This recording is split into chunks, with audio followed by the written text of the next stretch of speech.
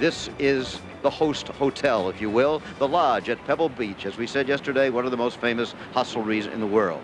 And there is the first tee, and on it, the men who are going to try to fight it out for this championship, although there are many others, as we said, with a chance to win.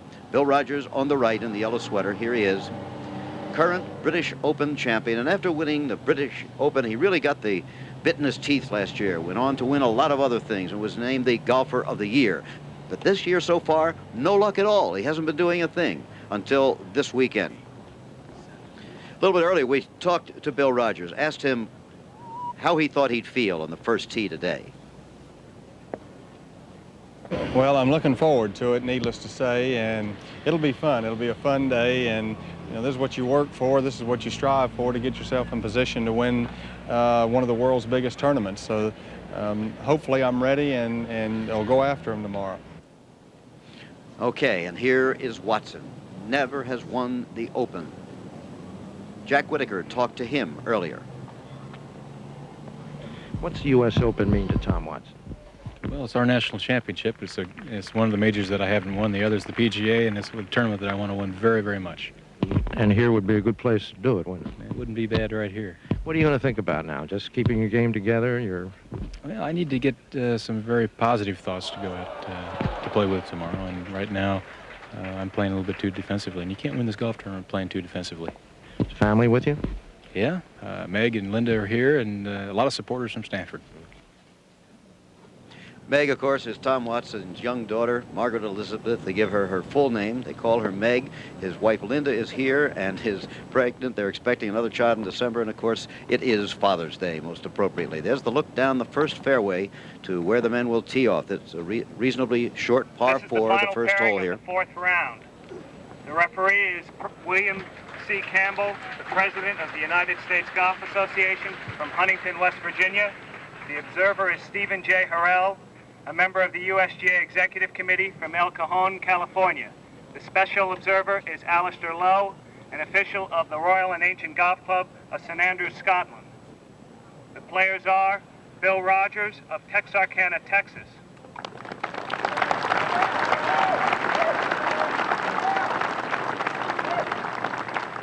And Tom Watson of Kansas City, Missouri.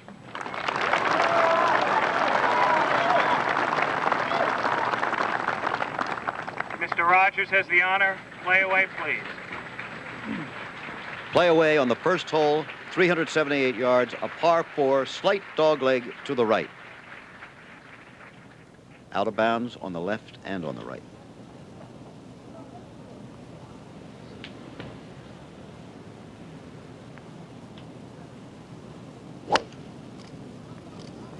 Rogers off the tee.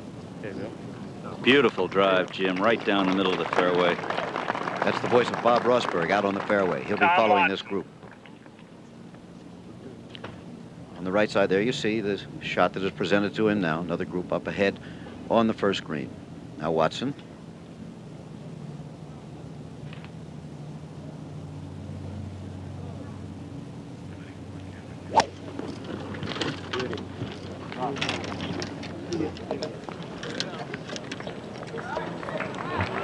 Also perfect.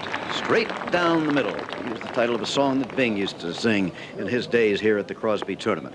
So the two leaders are safely off the first tee in the final round of the U.S. Open. As I said, we'll be following them all the way around. I'm Jim McKay reporting from our ABC commentary position, and what a leaderboard we have here. There's a story behind each and every golfer who has a chance to win this championship. Watson, of course, has never won the Open. Rogers has never won the Open. Jack Nicklaus trying for an unprecedented 5th. Cal Peete is on the leaderboard. He would be the first black American ever to win our national championship. David Graham trying to repeat. Bruce Devlin trying to win at age almost 45. Everyone a story, no matter who wins today. Let's bring in right now our resident expert on the sport of golf, as we always say, Dave Marr. A big story to me this week, Jim, is the weather. In '72, when the Open was played here and Nicklaus won, the conditions got so tough the last day that he said during the round he felt like it almost wasn't golf. The greens got so hard. But now, the last 2 days, the wind down, as you said, the weather is very warm. The greens may be a little softer and hold a little better than the officials would like it, but all this is conducive to good scoring, and that's why you see so many under par, where in 1972 there wasn't any player under par. I look for a lot of, you got to get off to a good start here at Pebble Beach, and if there's ever a day you could attack Pebble, it's today. Okay, well, we are talking a bit quiet. If it seems that we are mumbling a bit here, it's because there are players on the 18th green. Apparently, they can hear us today. Let's bring in now a man who'll be sharing the basic commentary with me, my ABC colleague, Jack Whitaker. Thank you, Jim. I think there's only been one surprise here, and that's been the weather, as David just said. Pebble Beach always has wind, and as the Scots say, nae wind, nae golf. Aye, laddie. But I think that the players are very happy it's this way. Other than that, it's been everything an Open should be. Exciting, record performances, and a lot of heartache. George Burns went out in 30, came home in 42 in the second round. We have the most attractive leaderboard. Nicklaus making a surge here. Watson and Rogers, two very classy players at the top. I'm so excited. I want to get to work. It's not Jack's first U.S. Open. It's the first one he's covered on television, so it'll be a good day for all of us, I think. Let it go back down to the fairways now for the second shots of the leaders on the first hole. There's the way they stand. David Graham has parred the first hole. Lanny Wadkins at 2 under now after 4. Scott Simpson and Bruce Devlin. It's going to ebb and flow because there's a long, long way to go. There is the first green, well bunkered, as you see, right and left, houses along the left side of the fairway. And Rogers here. You see his shot from his angle now. He's parred every day, yes, Dave? Great pin position here for Billy. It's in the back right of the green, and it's just make your man up and pick the proper club there. Rossi, about how long a shot does he have there? Well, Bill laid back a little, Dave. I think he probably hit a 3-wood or 4-wood off Looked the like tee. it. He's Yeah. about 155 yards. I tell you, this is really a treacherous shot. George Burns just hit a real good-looking second shot. At one time, it was about 12 feet from the hole, and it trickled down into the fringe, and he made 6. Made 6. My goodness. You just don't want to hit it to the right here, Jim. Just aim at the middle of the green and let Bill's little left to right shot. Perfect kind of shot for him to have.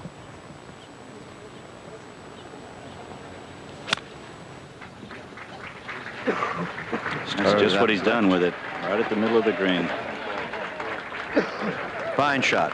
Good shot by Bill Rogers.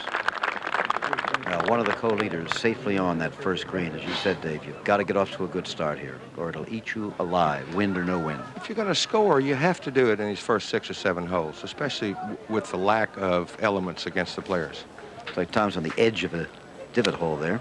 Didn't bother him. Got it going just to the left of the flag. Good-looking shot. Two fine shots by the co-leaders on the first hole. We still haven't met all of our commentators here. Once again, we're going to have Peter Ellis from overseas with us and Frank Hannigan representing the USGA. So, Peter, why don't you say a hello to us today? Well, over the next 4 hours, we could see some dramatic happenings here at Pebble Beach. Many people in contention, famous names, and some perhaps not quite the family names that we know in the world of golf.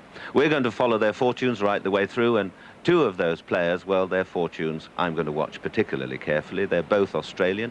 The defending champion, David Graham, not for 30-odd years has a defending champion returned successfully to hold his title for the second year. Bruce Devlin, another Australian, well, he hasn't won anything for 10 years. Can he hold on? I think the answer is yes, although there are many great names lurking, and none greater than Jack Nicklaus, going for his 20th major title, going for his 5th Open Championship. What a day it promises to be, and we're going to follow them for 4 hours and see maybe their whole lives change before our very eyes.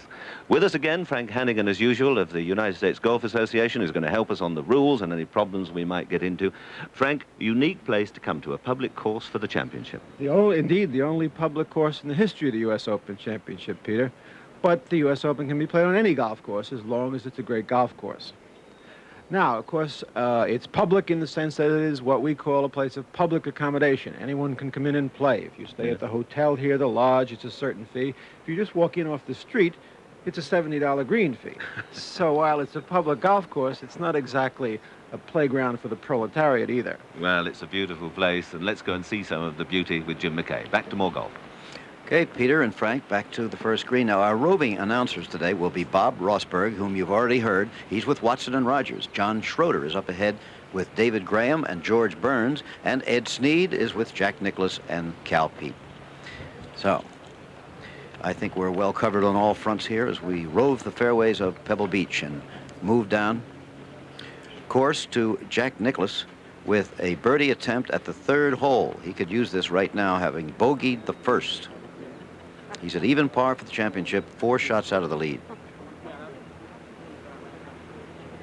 Third hole, a dogleg par 4, less than 400 yards.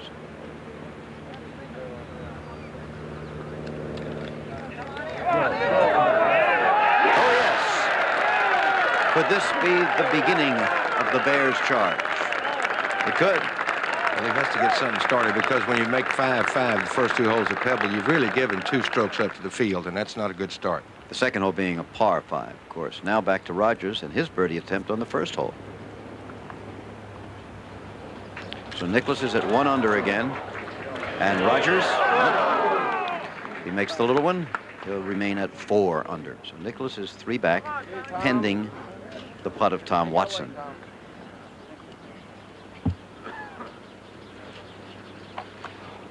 Watson gets a little help there, Jim, with the fact that he's almost on the same line that Bill was, and that's a funny first green to putt, really. It takes a lot of knowledge on these greens. They don't always go like they look. So he saw Bill's ball there make a little move to the right, and he's sort of putting up the hill. So he's got a very, very makeable putt here. Good second shot in there. I'm sure you noticed that Bruce Devlin has picked up a birdie and has moved within a shot of the lead. Well, he was due to make a birdie. He went all day yesterday without one, That's and right. that can happen to a lot of players.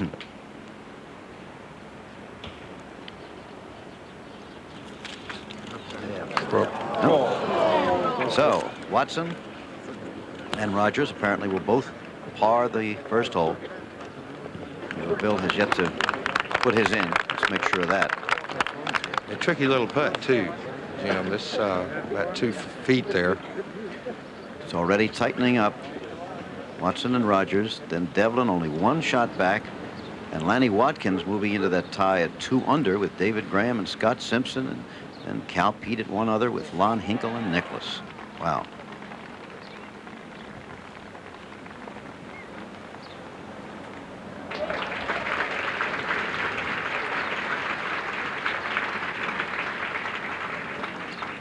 All right, they're all off and playing in the U.S. Open with the co-leaders parring the first hole.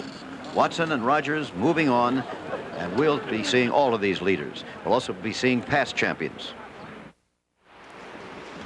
That's how they stand as we commence the final round of the 82nd United States Open Championship. Watson and Rogers there, Devlin with a birdie creeping up on the leaders.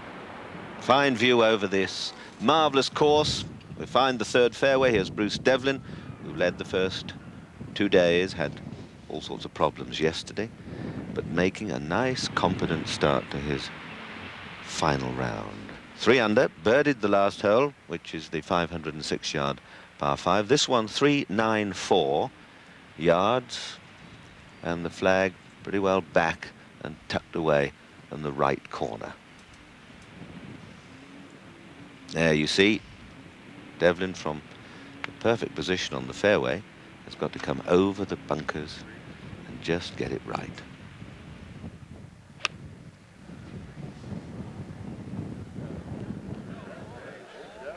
And played a very good shot indeed. Could have done with a little bit more if you're looking for perfection, but really there's not much margin for error there. And he'll be relatively pleased with that one. Playing with Devlin, Scott Simpson. Rather mechanical, wooden swing, but a very good temperament indeed. Good solid game. Just watch the wide swing. Tall young man.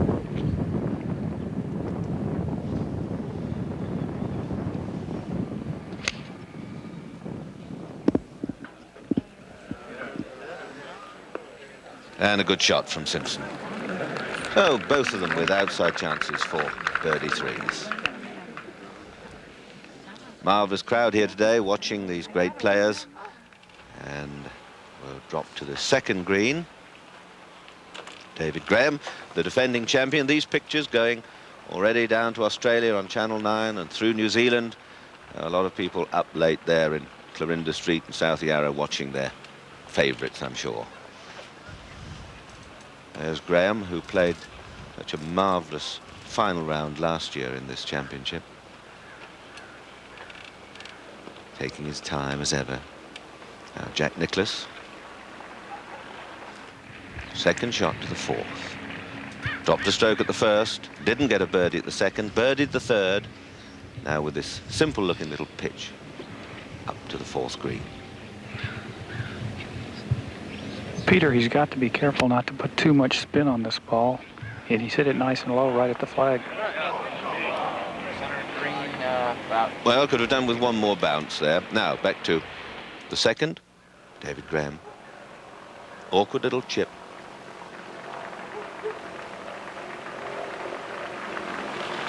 Just gives it a little step. Just caught the edge of the slope. And you saw what happened. Just kicked it away. David Graham, who's been coached, if that's not too strong a word, this week by Phil Rogers. Now then, Cal Peet, second to the fourth.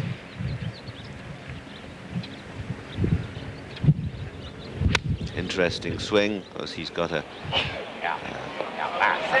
bad arm, Cal. Can't really straighten on his arms, rather reminiscent of the great Ed Fergal from years ago. And look at that ball spinning back.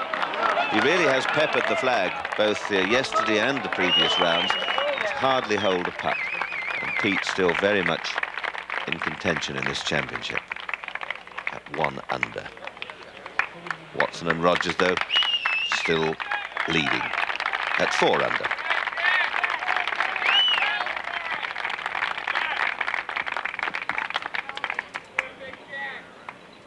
Bruce Devlin now at the third. Quite a long putt.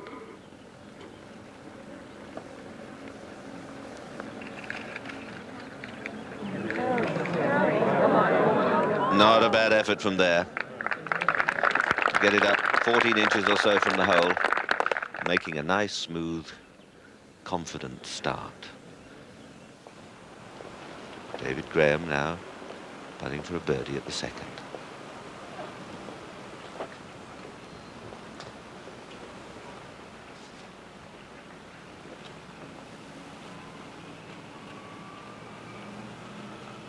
Little tap, and in she goes. Graham goes to 3 under, and he's not giving up that crown without a great fight. It's over 30 years since a champion defended the title, and that was the great Hogan. Burns, George Burns, just taps his in, also gets a birdie. So Burns, who figured so prominently in this championship last year, is right in the thick of it again this year. Now Scott Simpson, putting for a 3 at the third.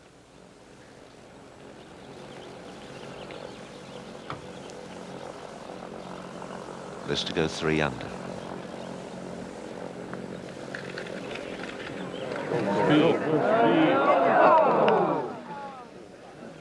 Well, nice and tidy. Now, Rogers, Bill Rogers, second to the second.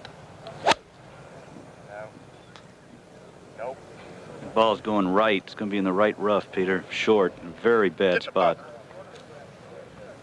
Well, there's the voice of Bob Rosberg telling us, our pictures illustrating how Rogers has cut that away to the right, and he really doesn't appear to have very much hope of getting down in 2 from there. But this is a par 5, so all is not lost if you don't birdie the hole. On the other hand, you feel that you're losing something if you don't birdie it. It really plays like a very, very long par 4. Tom Watson's second shot. That was not a good shot at all, Peter. He just had a 3-iron to the green, really hit it very thin in the right-hand bunker. Well, a little bit of pressure, and there's plenty of that here today, taking its toll. I'm always rather interested when people sort of say they're going to go out and attack the course. I think you just do the best you can. Here's Nicklaus for a birdie at the 4th, and it turning, it's in. Well, Jack's wearing green sweater today, and he's obviously not superstitious. Perhaps it's the Irish blood in him. What a start, my word. Dropped one at the first, didn't get a birdie at the second, and then 3-3. Nicklaus is on the move.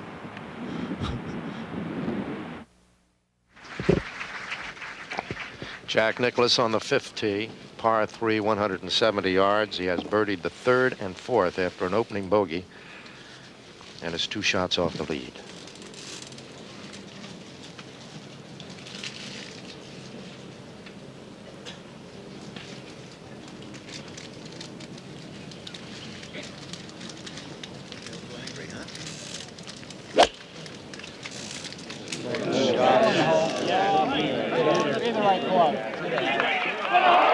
Jack Nicklaus on a charge now, no doubt about it. Boy, does he respond to the pressure, Dave, doesn't he? Well, Jack, that's why he's already won 19 right. majors and more money than anyone else that's ever played. And I just didn't know how he'd be after he bogeyed in the first hole and not birdieing that second. But you've got to drive a stake in that man to make him quit trying. I'll tell you, he's tough. Oh, let's take another look, Dave. Good looking swing.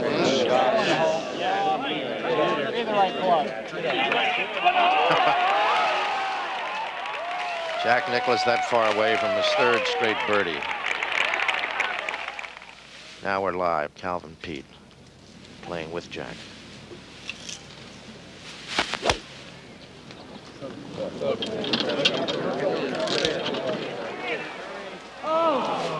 And that is in the bunker, it appears. In that front bunker. I said maybe he'll pull a Jello.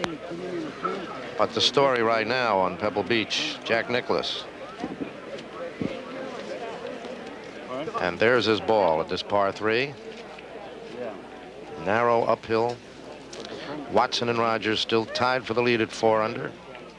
Playing on the 2nd hole now. Graham and Devlin at 3 under. Nicklaus, Watkins, and Simpson at 2 under. George Burns, Rinker, and Calvin Peete at 1. And the rest at even. Still a very crowded leaderboard. All of these people realistically have a chance to win this tournament. We have Bill Rogers now at the 2nd hole. This is his 4th shot and on the par 5. And he has been putting like an angel.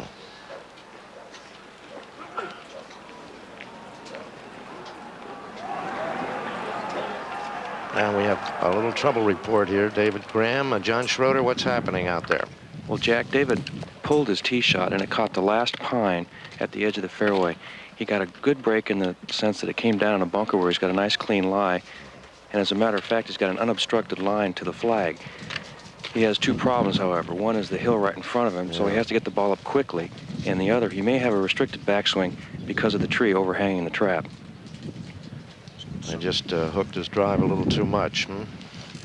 This is what he sees, and it's a blind shot for David, I guess, and all of that. But that branch hanging down there, he's checking that now. Can he get it up fast enough and then hit it far enough, John? Oh, yes, I think so. He's using a lofted club, probably an 8 or 9 iron. It looks like he's aiming a little right, too. See, he's got to bring the club inside so he won't hit that branch at the top of his backswing.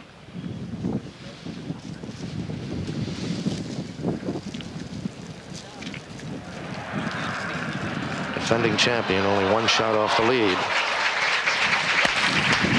Oh, he's half shanked it, Jack. And disappears in that rough. Not in good shape at all to try to save par. That's the shot he'll have for his 3rd.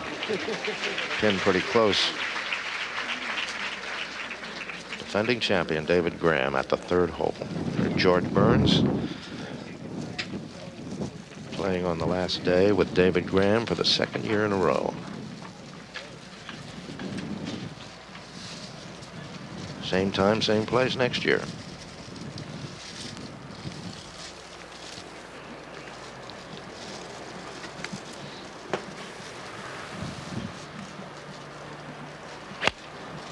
George Burns shanked that ball. It's going out of bounds. My, oh my. George has had the most mercurial U.S. Open here. Jack, he got 6 on the 1st hole, a birdie on the 2nd, And now No, he's the ball hit a tree and came back in. back in, John. Does he have a shot? Yeah, it came back in about 15, 20 feet inside the tree line. And he's not sitting, I can see the ball sitting in the rough from here, so he may have a shot. Now let's move ahead to Tom Watson,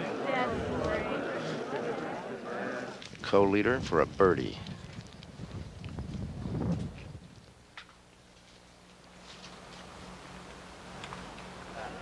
Yes, and now we have one leader, Tom Watson at 5 under par. As we look out across the bay there, Watson now will go to 5 under. And Rogers with that putt for par would remain at 4 under if he makes it at the second hole. A cloudy, overcast day again. Sun trying to break through, and very little wind as we look up the 18th. And George Burns over at the 3rd hole, having just escaped a tragedy, not going out of bounds, and David Graham in trouble at the same hole. John Schroeder, does David Graham have any kind of chance to get the ball on the green? Jack, he can put it on the green, but how much he wants to aim at the flag is debatable. He's got a very, very heavy, tough lie, and he's got very little green to work with. And of course, with that long grass, he can't spin it. And with these greens as firm as they are, he's got to hit it way up in the air. In fact, he's not even going to reach the green. And he's still in the deep rough. Yep, still in the deep rough. That shows you how thick the rough is in places on this course this year. So David Graham, the defending champion, is there in 3. George Burns up on the hillside, going to take another look.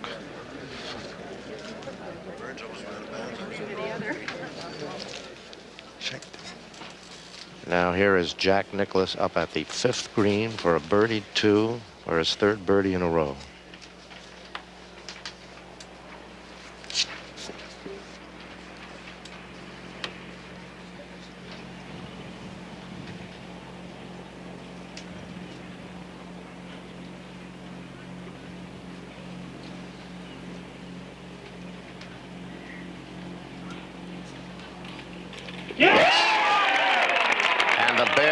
Moving. Jack moves to 3 under now. 2 shots behind the leader, Tom Watson.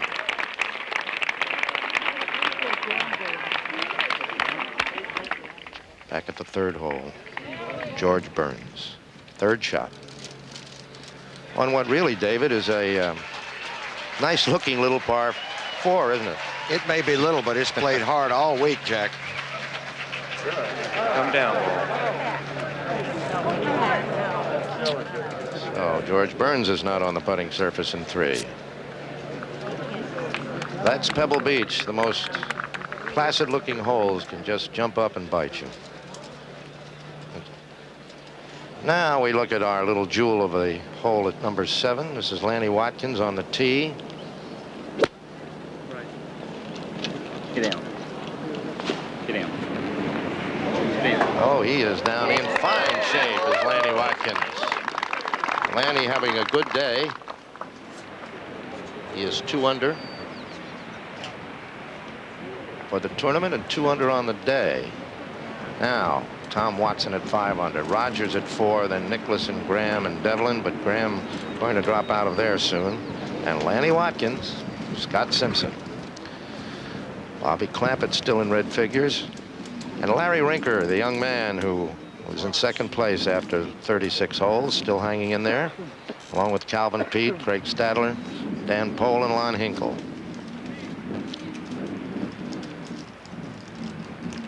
These people not out of contention yet, although as the holes go on, they get further away from the leaders. We look down at that 7th hole here, the final round of the 1982 United States Open Championship. We'll be back in a moment. We return live to Pebble Beach, where the battle is joined, and among those joining the battle, Bill Rogers, tied for the lead at the start of the day, now 1 shot behind the current leader, Tom Watson. Something bothering him there, Dave? Well, not much. He's grinning. He just can't make his mind up. He's you're going back toward the ocean with this 2nd shot, and maybe the wind has picked up a little bit, so he's changed clubs. Now, whether he went up a club or down a club, I don't know, but That's what he was grinning about, was a little indecision. Well, this is the hole that bit David Graham and George Burns just a minute ago. Normally, not too difficult a hole. Pin placement today, tough. Could hear him Beautiful say, looking get it, shot. win. He went back to the 7-iron, David. He went from an 8 to a 7, and he should have stayed with the 8, I guess. Yeah. Now, this was the putt for a bogey 5 by David Graham. Remember all the trouble he had on this hole. Needed this to avert a 6. And did he avert it? You bet. David Graham hanging in there, hanging tough. Now at 2 under for the championship. 3 shots out now. Tom Watson live, second shot on the 3rd, leading the tournament by a stroke. Right at it. But not long enough, Bob, in the bunker. Well, he hit a 9-iron after seeing that ball go over the green of Rogers. I guess he figured that it wasn't quite as long as it looked. It was a beautiful looking shot right on the flag. And that's the tricky part about that hole, Rossi. You don't get a good look at that second bunker there. You're looking at that first one, you don't realize how far across there it is. So the leader in trouble. I said that the battle was joined, and at the moment it seems to be a case of the more the merrier. Look at the charging Nicklaus at 3 under, the charging Lanny Watkins now 3 under. He's just birdied the little 7th hole.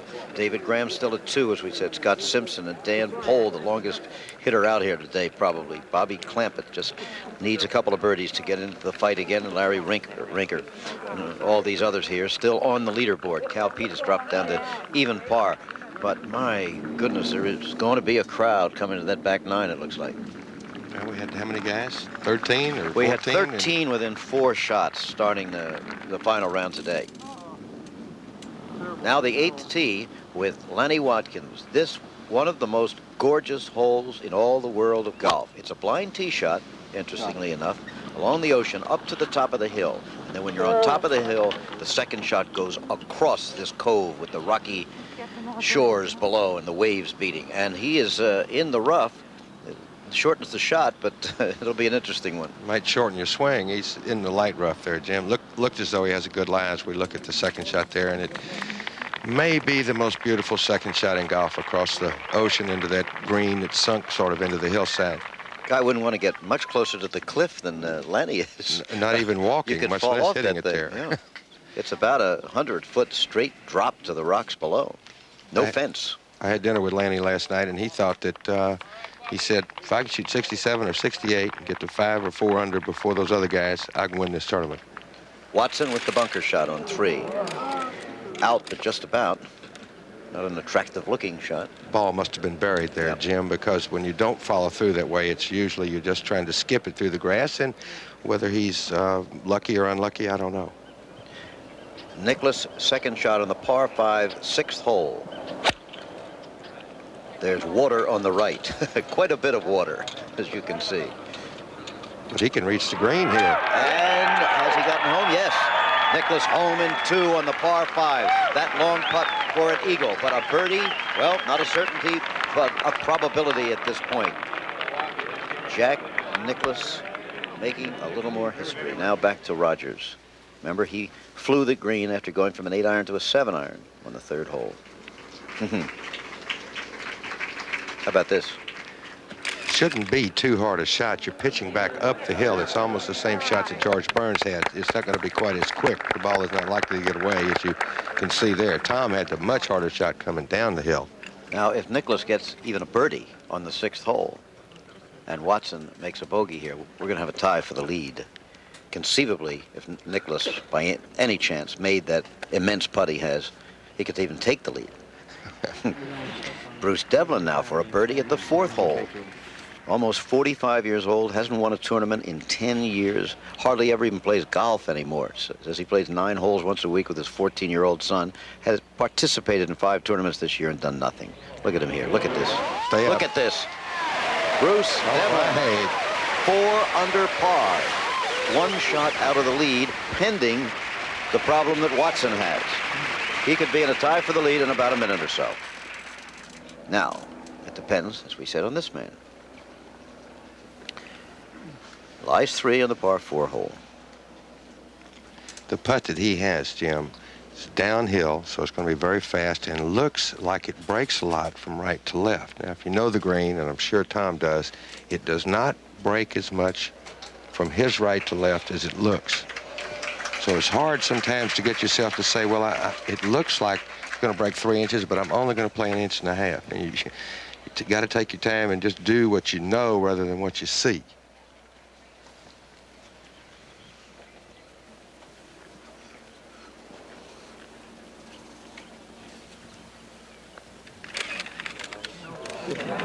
No, that swung away quite a bit there.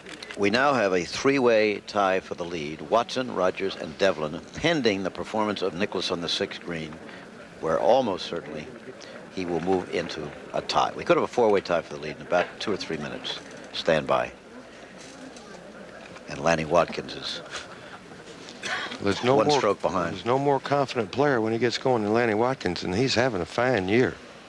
Won the PGA on this golf course in a playoff with Gene Littler. Now Rogers.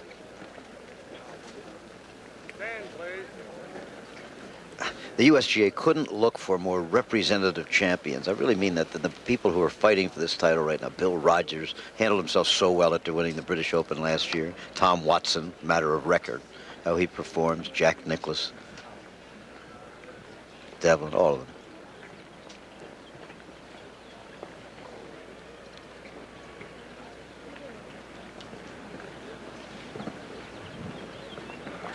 All right.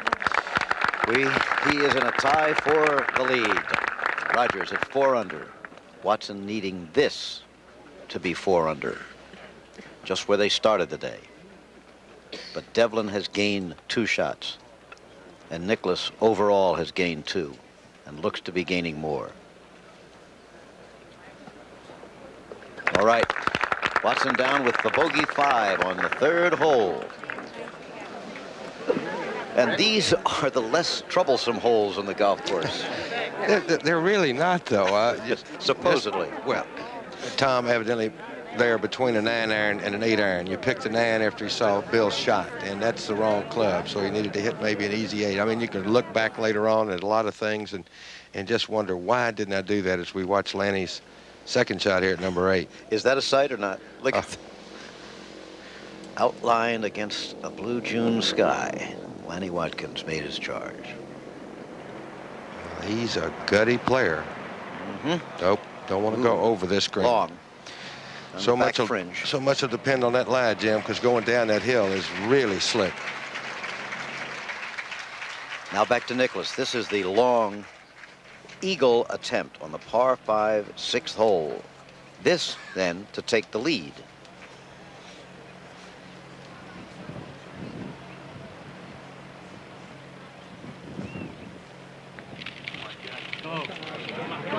Did he hit it?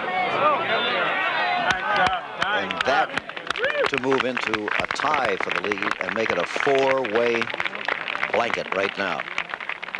Jack Nicklaus on another of the scenic holes here, the 6th. You see the sea behind, and there's the way they stand. It's a 3-way tie at the moment. Nicklaus almost ready to move in if he makes that shortish putt. Watkins on the back of the green on 8. David Graham at 2 under. Dan Pohl.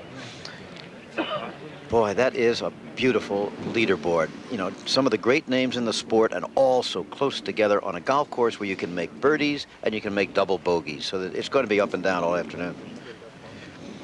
There's so much danger on every hole, whether it's water or boundaries or bunkers, or it's quite a golf course to have a national championship on. As we're looking at the 4th hole from the player's viewpoint. Not much of a hole, 327-yard hole, something like that. And if you just looked at your scorecard, you'd say, well, these guys will eat this hole up. But there's not much green there.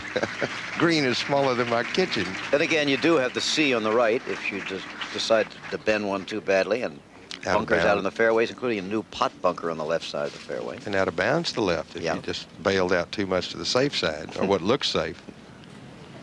But here's a man that can usually drive it very straight.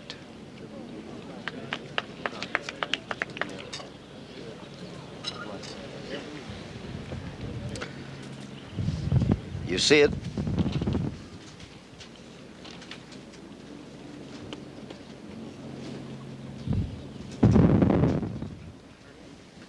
There the across the fairway bunker. Now Nicklaus, this to move into the tie for the lead, remember. It would be a birdie. His 4th in a row.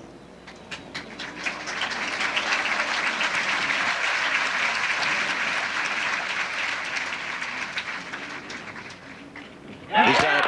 4 birdies in a row for Jack Nicklaus. The record in the U.S. Open, 6. It was set the other day by George Burns. The day before yesterday. So there it is, the 4-way tie. Nicklaus, Watson, Rogers, and Devlin 1 stroke behind. Lanny Watkins, he's playing the 8th hole, as you see. David Graham, Dan Pohl. And somebody other than them could still win this tournament. Lanny Watkins, could it be? Oh, there he is. Surveying his next shot on this gorgeous 8th green.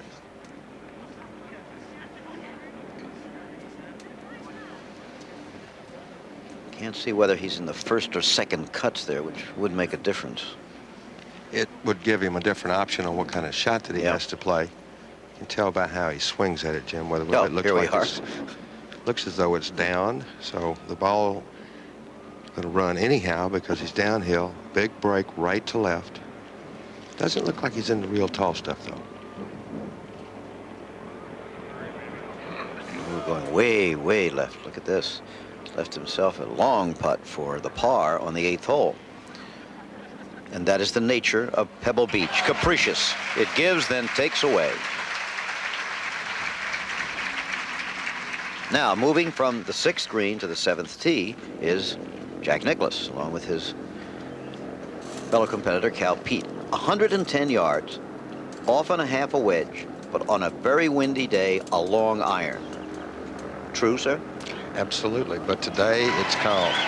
That's right. Sure, it's not more than a wedge or maybe a little 9. Noise you hear.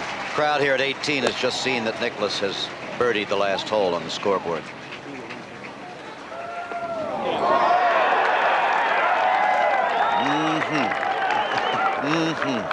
The bear is loose. Another makeable putt. Jack Nicklaus looking at his son, talking to his son, who is his caddy on Father's Day. Stay tuned.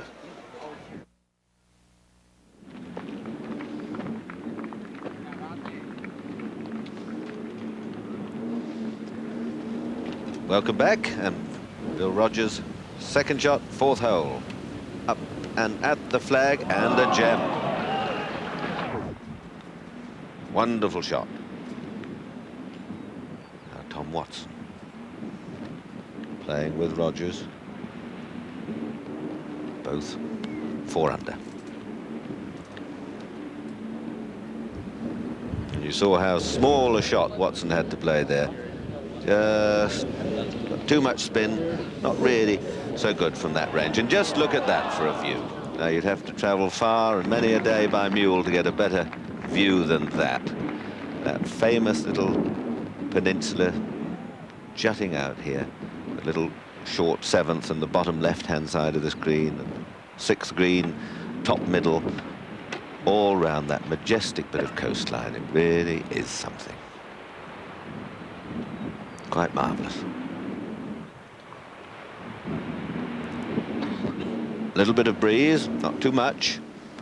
And this man really going great guns. Let's hear from Ed Sneap. I talked, Peter? Yeah, hello, Ed. I was walking up the fairway on the right with 6 with Jack, and he had a very interesting comment when he came up the hill. He really commented on how solid he had hit his last 3 golf shots, and especially commenting on the 2 at 6. And it's obviously charged up, and I think, as everyone can see, with 4 straight birdies, he would be charged up, but it's making those putts has obviously changed him a little bit. He seems to be much more aggressive than he was early in the tournament. Well, Nicklaus for a 2 at the 7th. This is for his 5th birdie in a row. And if this goes in, what a cheer, and he will be in the lead.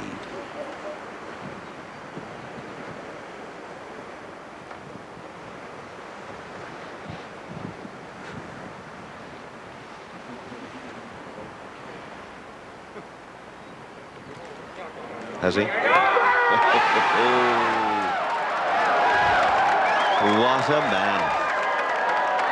5 in a row, dropped a stroke at the first hole, didn't get a birdie at the second, where most players were and would expect to get a birdie, and then just 5 in a row. Well, well, well. Peter, in the first 3 rounds, Nicklaus had 16 putts within 15 feet for birdies and made 4 of them. Looks like he's going to get it all back today. Well, good day to do it. Here's a man putting for a birdie. This to tie with Nicklaus at 5 under, if he can get it in, and I think we're having one of the great, great golfing days.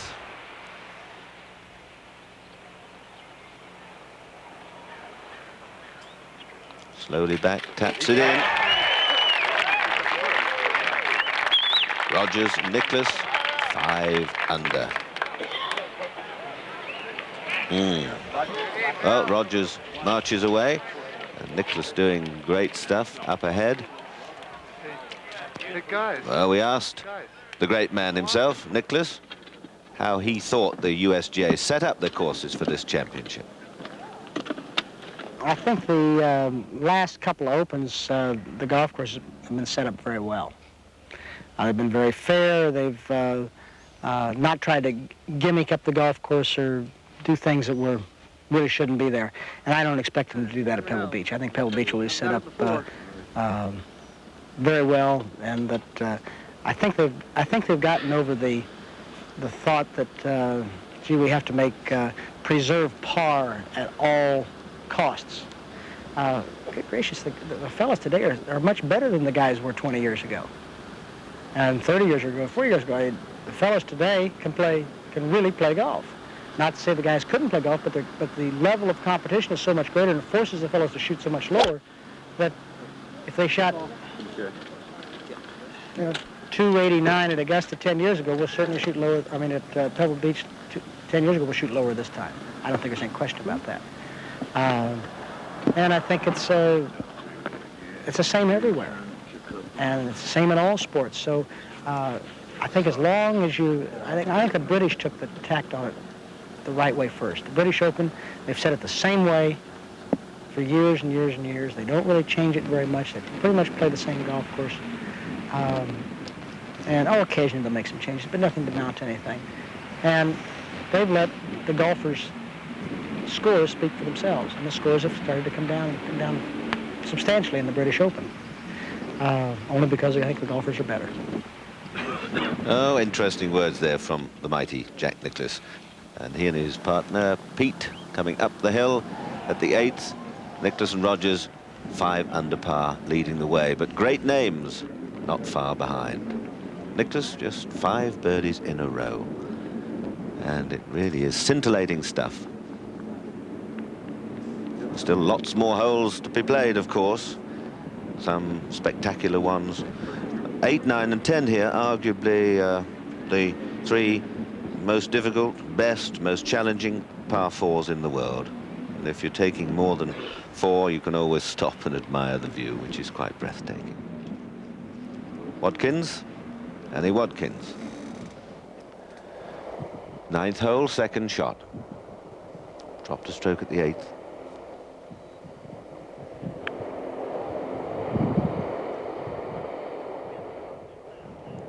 And that looks very good indeed.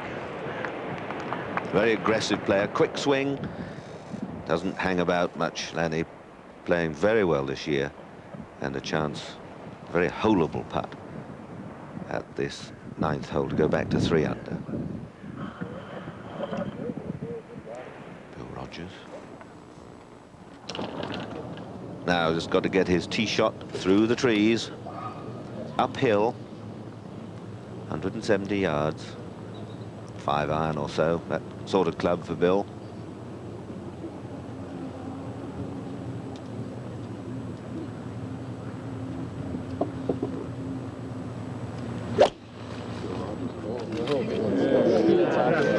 Crowd start to murmur, and get in, he cries, a little too strong, right on line. And he'll be wondering why the crowd at the green aren't going berserk. The answer is a little strong.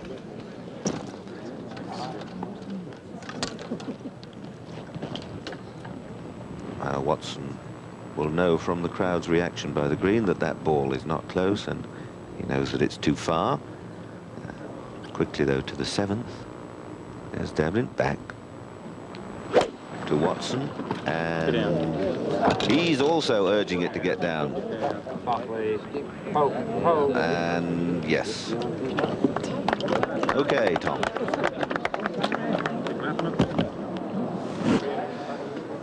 Here's Devlin recorded at the 7th. Just this little shot down the hill. Tiny little shot today. Oh. Well, sitting up all right. Not the most difficult bunker shot there for Devlin. That's the green, bottom left, that Devlin's just played to. Just look how those bunkers nestle round. 6th coming down on the left. That's the 13th, 14th, up the hill. And here's Nicklaus. Having played an iron from the tee at the 8th, going through his now very familiar routine, lining everything up. Still quite a long way to go. This hole, 433 yards. Peter, he's a little downwind here. I would imagine he's got a 5 or a 6 iron, and if I had to guess, with the adrenaline flowing a little bit, he's probably going to go with a 6.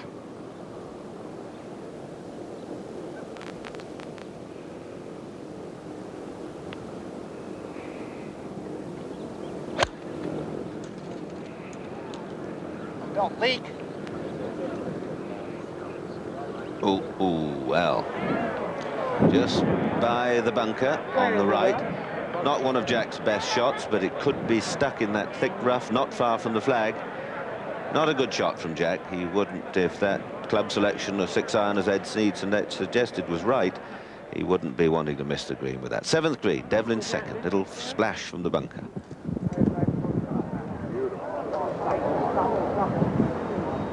Well, bunker's quite deep. That was a little heavy-handed, awkward shot.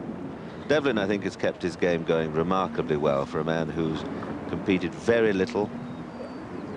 He's played 4 or 5 tournaments this year, really not played very well.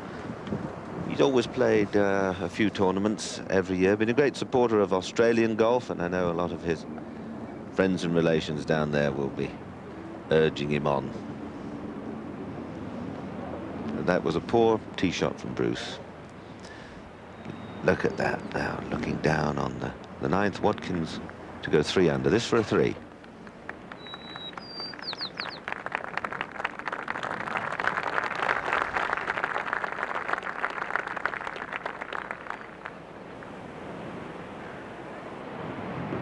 And looks... oh, just didn't stay up.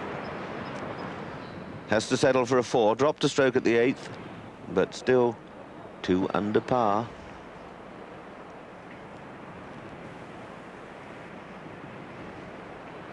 Two under for the day.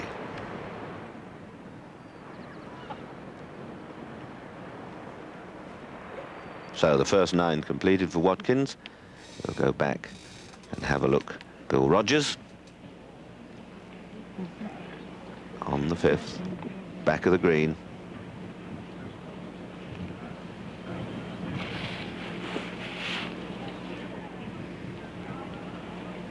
Defending champion David Graham still there, 2 under, 3 behind the leaders.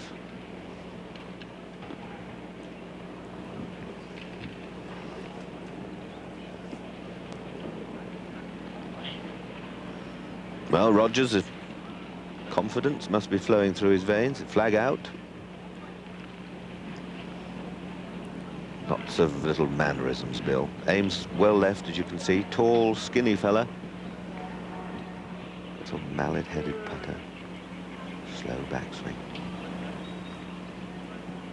Tap.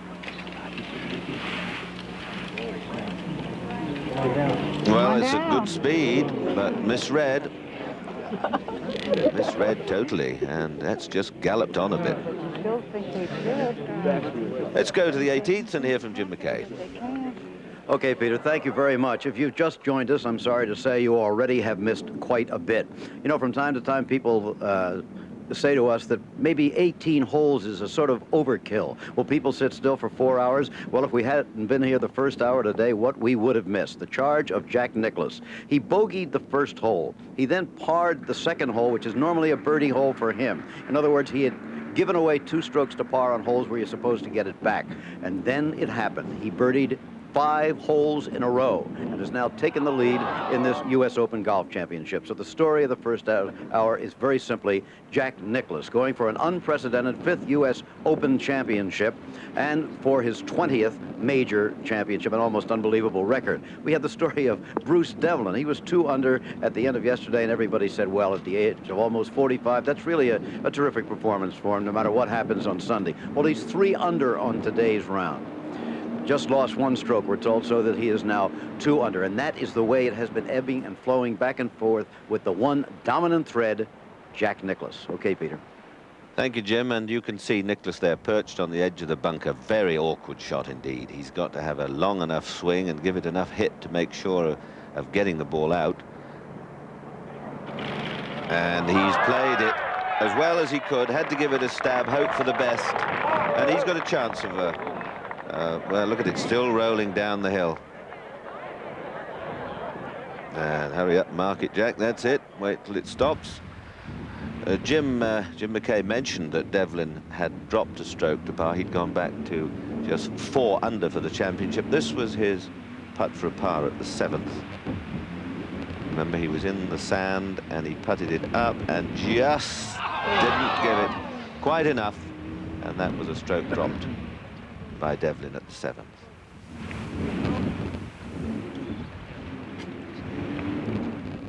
Rogers at the 5th for par 3.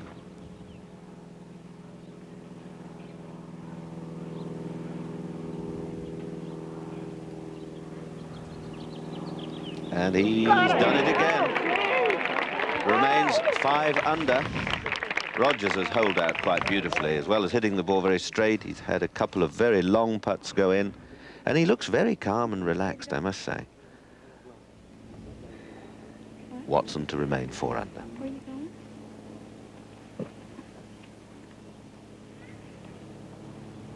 Yep.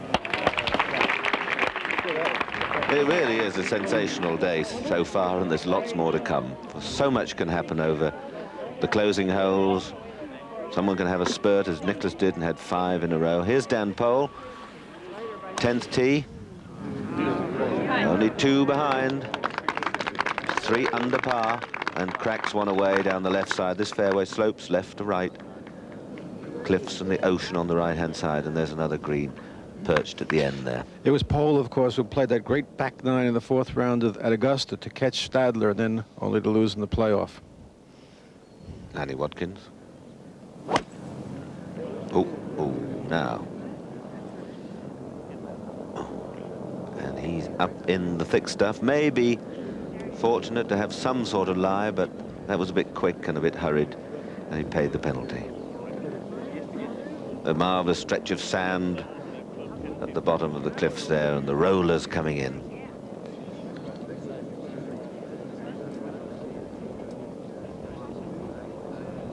Nicklaus and Rogers then.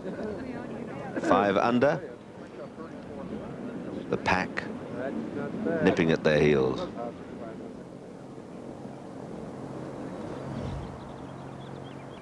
Now Nicklaus nearly got away with that iron shot to this green, just fell away, chipped it out to here, and what a sensation it will be if he could hold this one, because this would really calm him down.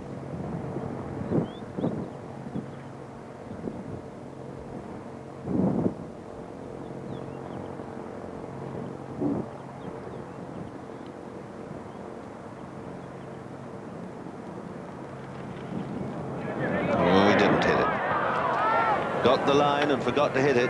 Now he'll be cross with himself there, because although he's had such a great run of 5 birdies, he was in the ideal position on top of the hill. And as Ed Sneed told us, with the wind behind, it was quite a short middle iron. Missed the green and ended up by dropping a stroke to par. So Rogers is ahead by 1 all by himself. It's the 82nd Open, and there's a lot of golf to be played yet. Jack Nicklaus at the 9th tee. Tied for 2nd place now with Watson and Devlin at 4 under.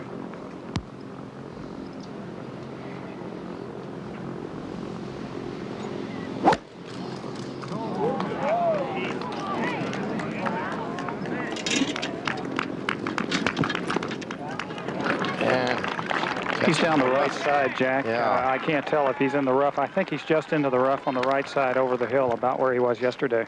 You can see the ball a little, but we never know. Dan Pohl, his second shot here at the 10th hole. Another long par 4, and he's on nicely. Very narrow opening, as you see here at 10, and a treacherous right side there. Now the leader on the 6th hole, Bill Rogers' second shot at the par 5.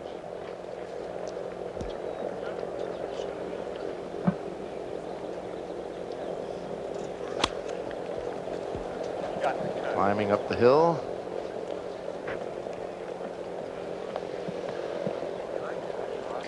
And in good position. Jack, that ball is absolutely perfect as far as position is concerned, but it came to rest in a divot up here. Oh, no, Rossi, really? It's not a bad-looking divot, but the ball is down. The rub of the green, huh? All right, Tom Watson. Any wind out there, Rossi? Just a little into the players. Tom can get there, though. He hit a big drive. Okay. Got it coming a little left. I believe it jumped into the bunker. Yes, left bunker. Right up green side, though, and there it is. Require a nice explosion shot by Watson. Par 5, 6th hole. Well, with about half the field completed today, we only have 5 rounds under par. Here's Gary Koch, who is 1 under and 5 under for the day. He had 9 birdies yesterday, and he's had a whole slew of them today. And he puts it just at the edge. 6 birdies today and 9 yesterday. 67 if he pars this. He's 2 putts from about 50 feet here at 18. He's tied with Danny Edwards, Calvin Peete, and Bobby Clampett at 1 under. As we look down from the blimp at this gorgeous piece of topography,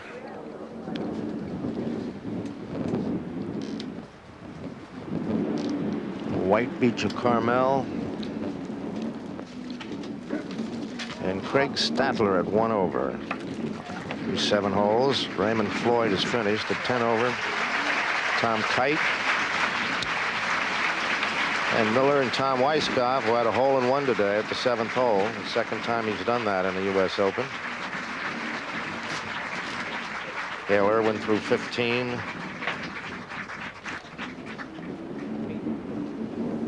And the sun trying to break through, but so far unsuccessfully. But it's a brighter day today. But of course, playing a little harder, I guess, Dave, because the greens are a little firmer, aren't they? They have to be. No precipitation last night, so not enough wind to dry them out and make them real firm, though, Jack. Bill Rogers, the leader by 1 at the 6th hole, 3rd shot. Sitting up there nice, Rossi. Well, not exactly, Jack. It's sitting just in the front edge of the divot. He can pinch it, though.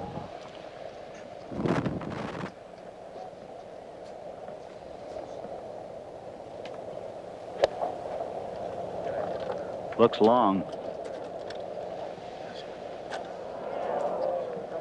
Did he pinch it enough? All right, that's what he has left. As we turn now to Jack Nicklaus' second shot at 9.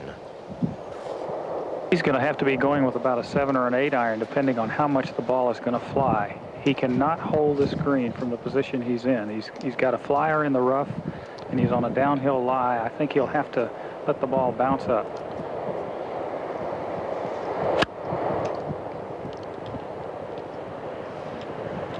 He's carried it into the green. And as you said, it's really rolling through it.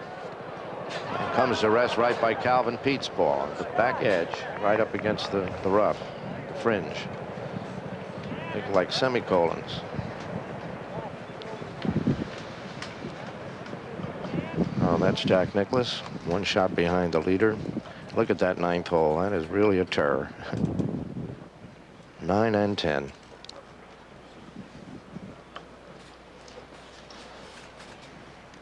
Well, Bill Rogers at 5 under, Nicklaus and Watson, and Bruce Devlin at 4 under. Now here's Mr. Watson. He's from the trap.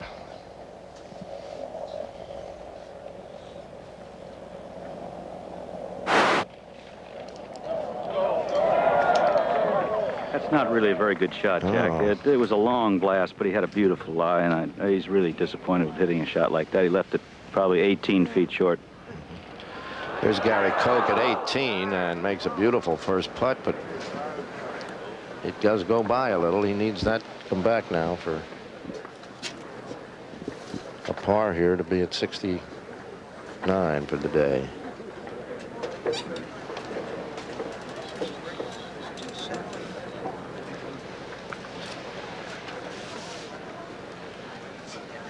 One under on the tournament.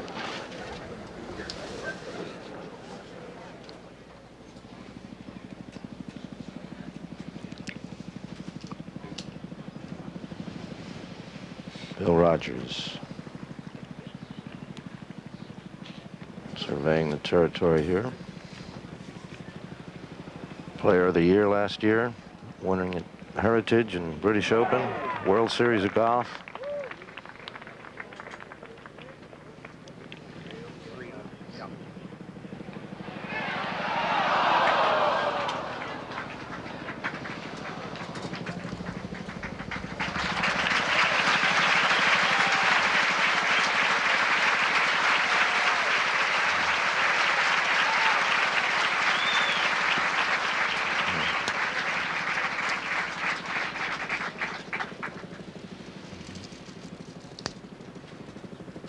This for birdie for Rogers.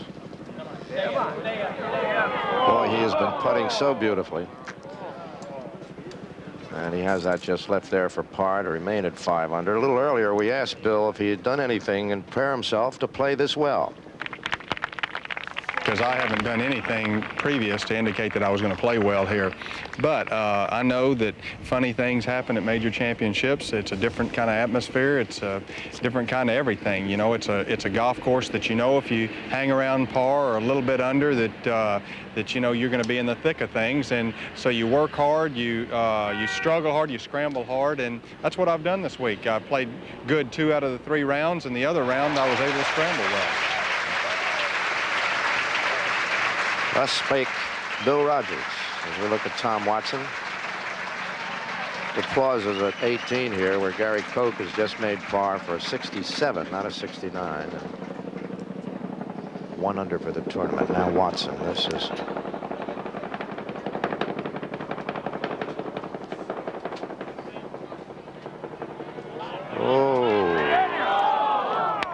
yep.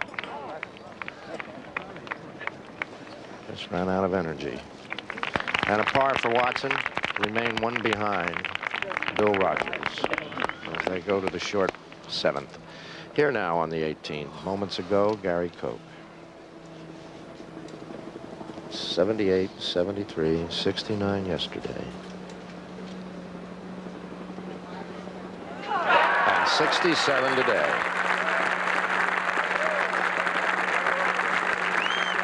One under for the tournament. Now David Graham. This is for birdie at the 8th, at the par 3 7th. Defending champion. Hello. And David gets up now to 3 under, just 2 shots off the lead. Our follow Calvin Peete and Jack Nicklaus up at the 9th green. Jack, who ripped off 5 birdies in a row and then bogeyed the 8th hole to momentarily slow up. David, what do you do here when it's up against the fringe? You pray a lot, don't you? You sure do. Well, he must be able to feel like he's going to get the putter on the ball. A lot of times, the players here will use a sand iron and play sort of a little skull shot. You see where he's dressing it. He's going to try to hit it in the middle. A lot of players will do that with sand iron. It's an awkward shot, and not one that you practice very often, but you should, because you get a lot of these in an open.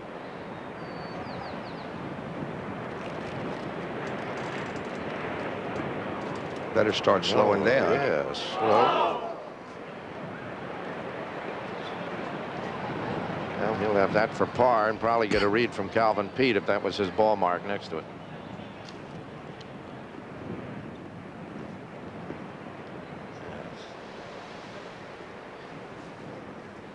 Jack started out with a bogey and a par, 5-5, and then went 5 birdies in a row, and then a bogey at 8. But he's in it, 1 stroke behind Bill Rogers now.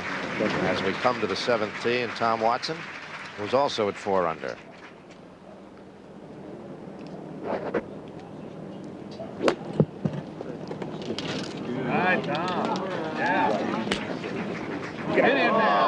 Oh, magnificent shot here by Tom Watson at the 7th. Oh, that would give him a tie. Moments ago here at the same hole, the leader, Bill Rogers.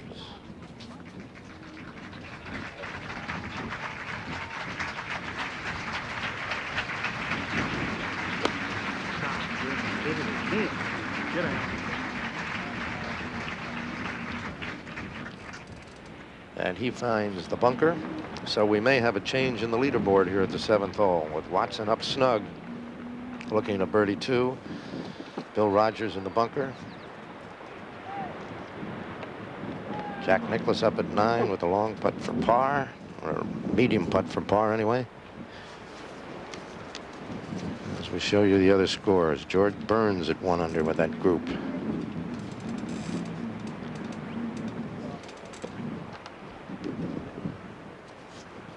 Here's Nicklaus now for the par.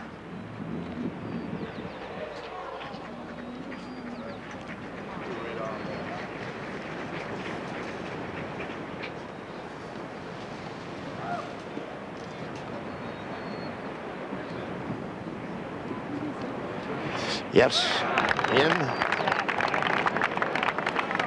Remains 1 behind the leader for the time being. David, when you get that momentum going as he had and that adrenaline pumping and then all of a sudden slow up, is it a little difficult to get it going again? But Jack realizes that 8, 9, and 10, if you can go through there without any disasters happening to you, you're not. But he's actually, you can almost say he's tied for lead simply because he's played 8 and 9. And if you can go 4-4 there, you deserve the lead, which is what either Watson or Rogers will have to do if he can get out of the bunker and Tom makes his. That's the stretch of holes that's going to set your round up, Jack, as to what you're able to do the rest of the way home. Here's David Graham at the top. 2nd shot at 8.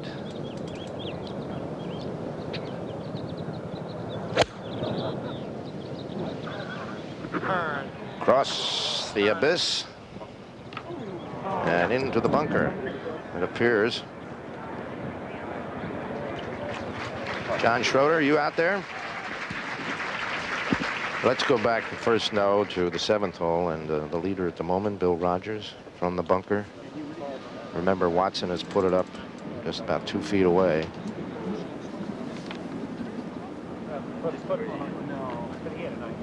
Steady. Oh, he's put that all the way across the green. We look down here at Tom Kite at the 18th. There's the leaderboard, which is going to change in a moment. As Bill Rogers looks to be about 30 feet away for par at the 7th hole. Jay Haas at 1 under now.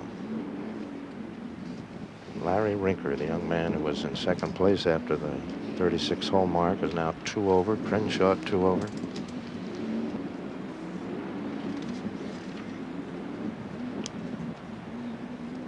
Peter Oosterhuis, who passed 50 people yesterday with a 67. Now, the leader at the moment for par at the 7th hole. Oh, he's done it again. How many times have we seen him do this, David, to save par with long putts like that? But he's a streaky putter, Jack. When he gets going, he might just run the table on you, and then all of a sudden you don't hear of him, and it's always his putting. This is Dan Pohl now, who is 3 under. Just 2 shots off the lead. Oh, beautiful shot at the 11th hole. And that's looks like a makeable putt. Tommy Watson now to tie Bill Rogers. That's for birdie at the 7th.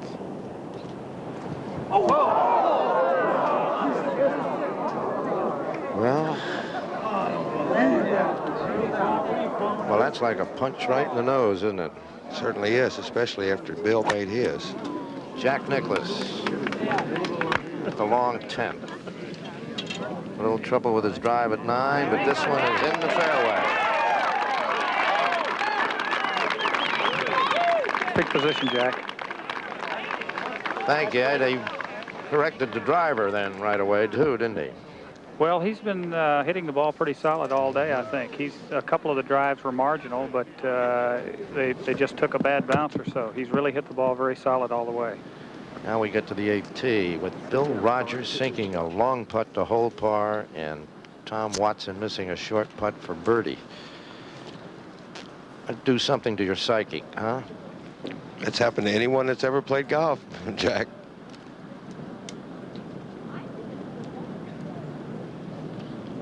Uphill. Aim for the chimney on the Firestone house.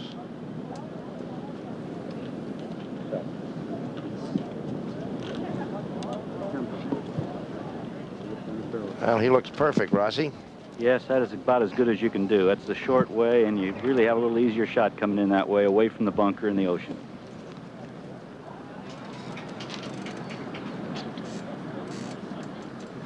There's the chimney that they tell you to aim at from that 8th tee, and there's Tom Watson, his tee shot on the way. Also perfect, a little more left, a little better angle to get it close, I guess, but a little more dangerous. So, Bill Rogers leading this at 5 under. Jack Nicklaus and Tom Watson and Bruce Devlin all at 4 under. We'll be back with more in a moment. There's the way they stand in the final round of the U.S. Open at Pebble Beach. Bill Rogers, the current British Open champion, by a single stroke over Jack Nicklaus, who has been charging. Tom Watson and Bruce Devlin hanging on at the age of almost 45. Then David Graham, the defending champion, long driving Dan Pohl, Bobby Clampett, who was raised around here, is making a little comeback. Just behind there, maybe that's a dad and his son on Father's Day, out in a little rubber raft in the waters of Carmel Bay. That could be the same situation. Good view of the golf course. Might as well take just a moment to look at that as Jack Nicklaus tests the breeze out on the golf course. Ed Snead, is there much of a breeze out there? Jim, it's blowing a little bit from right to left as Jack is going to play this shot, which would make it maybe a little more difficult to get close to the pin, but it's an easier shot to play safely with that wind. If the wind were blowing left to right and you hit a bad shot and let it leak to the right, then it could be disastrous. But I think he's got a pretty good play to get close here.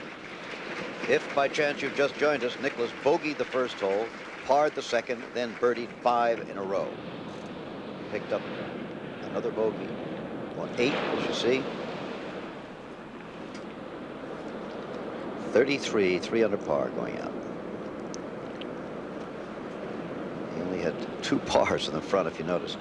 This is second on the 10th hole. That's a little gorge he's going across there. Short, but he'll be putting.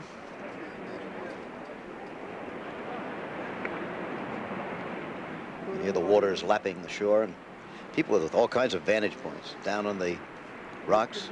Bruce Devlin, unfortunately, has made a double bogey at the 9th hole. So that'll drop him out of the 3-way tie for second and drop him down to 2 under for the championship. Now, on the 8th hole, the gorgeous shot across the ocean. Bill Rogers leading the tournament. I've been trying to go through the book, Dave. It looks to me like the last man to hold the British Open and U.S. Championships at the same time was Lee Trevino back in '71. But he did them in the same year. This would be carrying over from last year. Quite an accomplishment, no matter how you did it, if you have both. Any way you manage. There you see it, short of the green. Bill Rogers. Well, last hole he was in the bunker, but as you pointed out, these are the ones you really have to get past. And then got some nothing. Then you have some tough ones finishing up. It's got 18 of the best finishing holes I've ever seen here. Okay, now Tom Watson, stroke behind.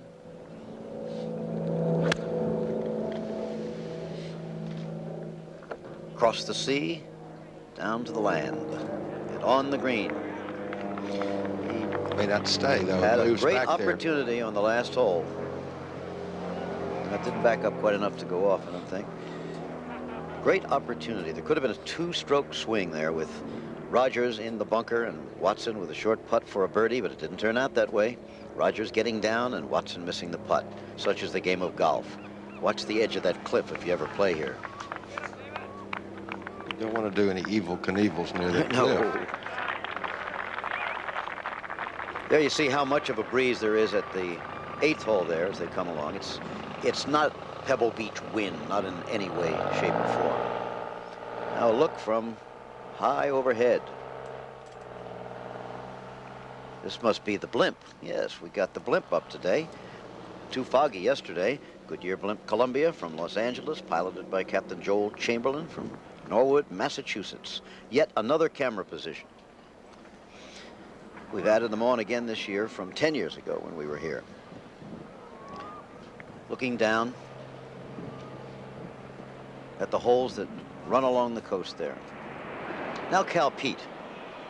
Cal Peete 1 under for the championship. That's where he started the day. Played very consistent golf during this tournament. 71, 72, 72. And even again today.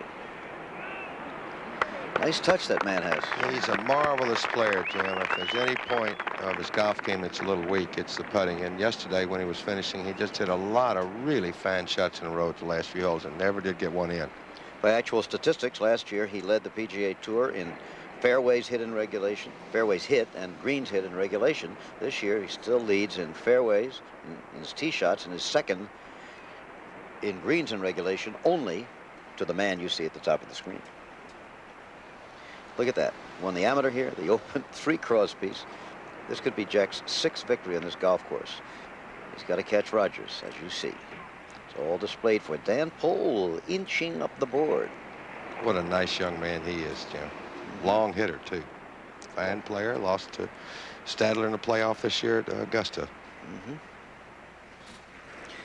Sailboat passes by as we return to the cliffs overlooking Carmel Bay and Carmel Beach, and to Nicklaus.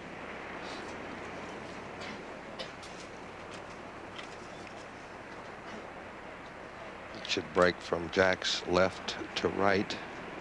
Son Jack holding the flagstick. Good college player at North Carolina.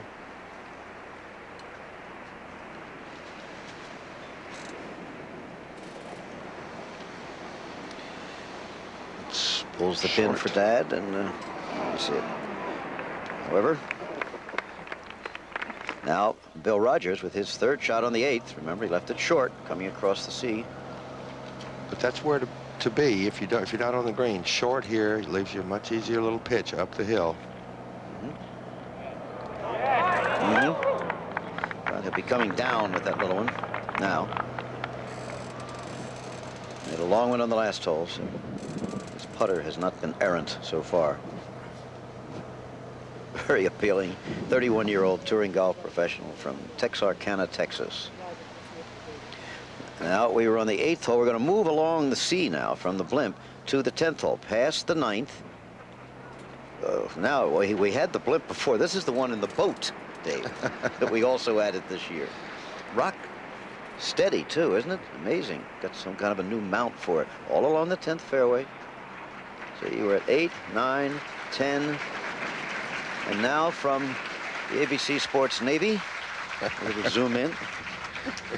People walking along the beach. Every time we come here, it's remarkable to me that they don't even look up. Cal Peete. Safely in, 1 under still. Still within striking distance. You have to get moving pretty soon, though. He's 4 shots behind. Nicklaus for the par. Watson on 8. That's his 3rd shot. He's left himself something. Nicklaus safely in. Okay. So Jack moves on to the 11th hole. He's 4 under for the championship, 3 under for the day. And fascinating golf yet to come as he moves along. He'll go inland for a bit and then come back to the sea for the final 2 holes. Again, there it is. Rogers, Nicklaus and Watson. Pole by himself in 4th place at the moment. David Graham, Bobby Clampett, Bruce Devlin. The 2 Australians are now tied, 3 shots off the lead. As we come back to Rogers and Watson. Boy, I can't imagine playing across that ocean there when the wind was howling against you. Have you ever done that? I've tried to, I'll say that. But you aim way left in that case, Jim. Yeah. Crucial thing here for Tom now, he just missed a very short putt, about half this length it looked like at the 7th hole for birdie. Now he has to try to wiggle this one in for a par here at 8. And a tough kind of putt for a right-handed player in that it breaks left to right. If you miss this one, you wonder what you have to do to try to win the Open. Nobody's ever figured out why that's tough, but it is. I know what you mean. He managed it. Believe me, that was a big putt for his round. As they all are, obviously. Even par for the day, as you see. 4 under for the championship. Stroke out of the lead. He'll watch and wait as Rogers putts. One would hardly call this a tap-in. That is not, and if he should happen to let it get away from him, he's, as you said, he's now putting downhill. Could wiggle on by just as far as he is there. That's why you should put everything out, Jim. We shouldn't have any gimmies. Mm-hmm. So these are all familiar when you get to a tough spot. Yep.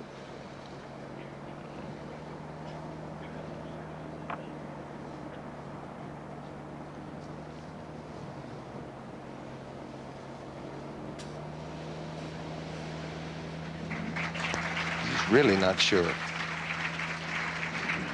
Well, when he was uncertain out on the fairway in the 3rd hole, he went from an 8-iron to a 7-iron that turned out to be the wrong one.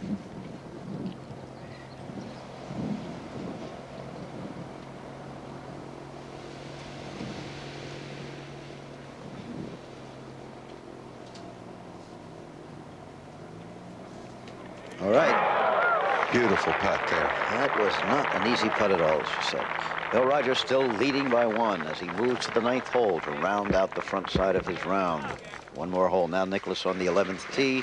This hole, 382-yard par 4. How would you characterize it? Good driving hole. You want to stay up the left side. You cannot see the area where the ball lands. There's a bunker up there, James, just to the right of. You've got to stay away from the right side. Ed Snead, how's it look? Jim, I'm not able to see where the ball is landing right now. Okay, we've got it. Thank you just the same, Ed. We do see it right in the middle of the fairway. Time for another break right now. There's how they stand. Byron Nelson won it just once in 1939. Welcome back to the Open Championship live from Pebble Beach, California. And what a great place and a great event and great players all here. Here's Bill Rogers, leader by 1. 1 under for the day.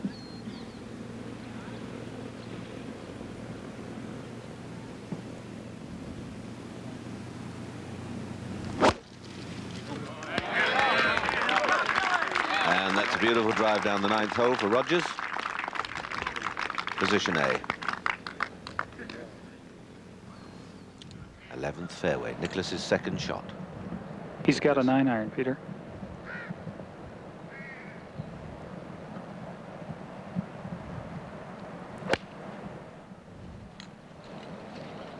It looks to be right at it. Well, a little strong. Just Little goes long. to the back of the green, Ed, but it's a very good shot indeed, and an outside chance for a birdie. Tom Watson's tee shot at the 9th. Moments ago, recorded for you. All right. Yes, good rhythm, good swing. Follows it rather anxiously. Will it stay on the fairway? Yes, it will.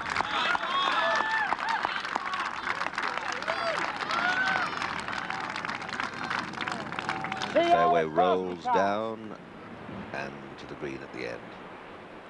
Don't get many more spectacular sights in golf than that. Hale Irwin.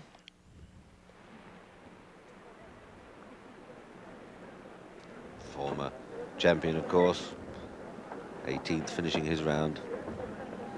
7 over par. And oh, look at this green. This really is speeding up. Rogers' second shot to the 9th. There you get a perfect view of what he's got to do.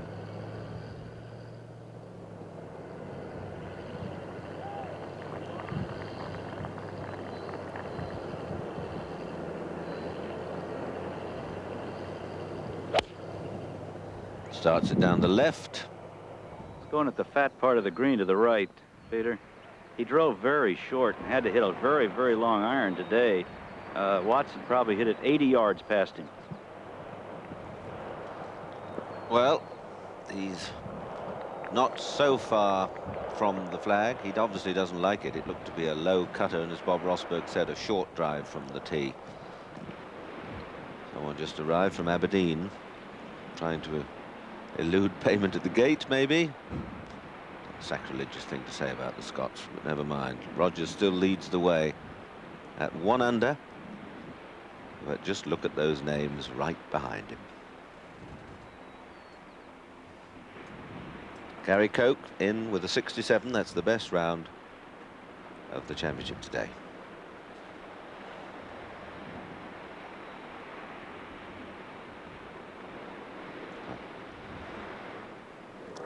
Jay Haas at the 18th. He's also been having a good round. Started 3 over, now 1 over, so 4 under for today. This for a 67. That's good scoring, Frank. Eh? Sure. You know, Peter, there's a tournament within a tournament for those up in front on the final day of the Open. They're thinking about 2 things. If they finish in the top 15, they're exempt from all qualifying for next year's Open. Finish in the top 16, they're eligible for invitations to next year's Masters. So that's... Oh, I thought we were going to see a really super ending there for Jay Haas. Wasn't to be, but still a very good round.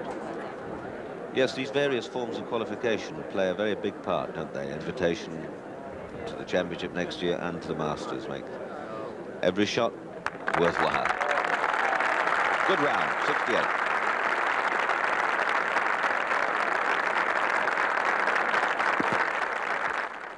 Watson, second to the 9th.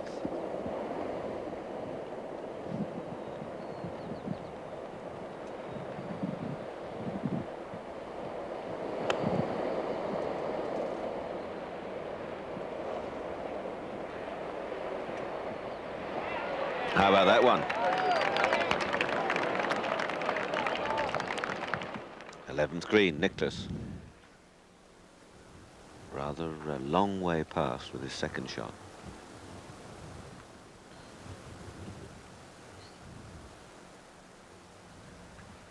Just 1 behind. Tied with Tom Watson at 4 under. This to join Rogers at 5 under.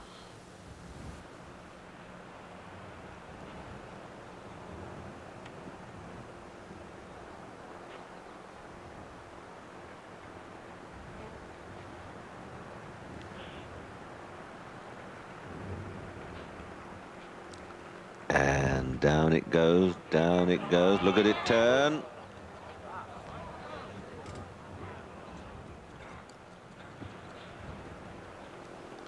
See, the greens are speeding up, Frank. How many times have they cut today? Just 3 times. That's a very fast putt going down that hill. He just tapped it.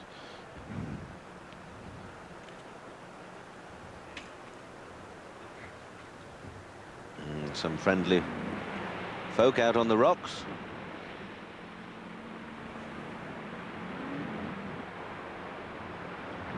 It really is a fascinating place. You've got beautiful nature, a superb golf course, almost a nature reserve, and this man, Nicklaus, oblivious to it all as he struggles on yet another of these 3.5, 4 footers for a par to remain 4 under.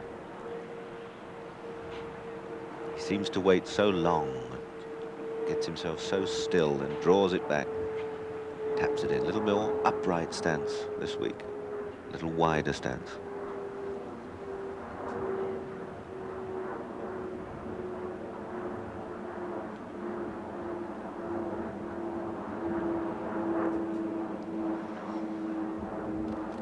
Overdone it. Well, well, well. This 11th hole, just 382 yards and a drive and a small iron for Nicklaus, but it cost him a stroke. And he'll be a little bit hot under the collar about that. Rogers. Just a little chip from the very fringe at the 9th. Third shot. Speedy. David Graham. Second to the 10th. Defending champion.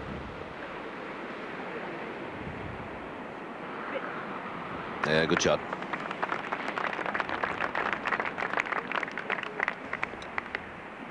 The greens here relatively small. It's still very important to get, if you can, your ball on the right side of the green to give you an easier putt.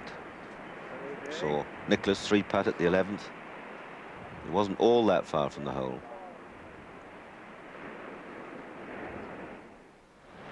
Rogers still that one stroke ahead.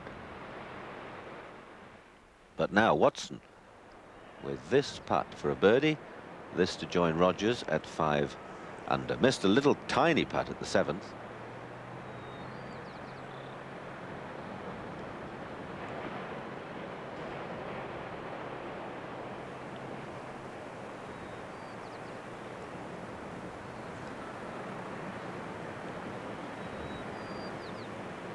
Watson for a 3.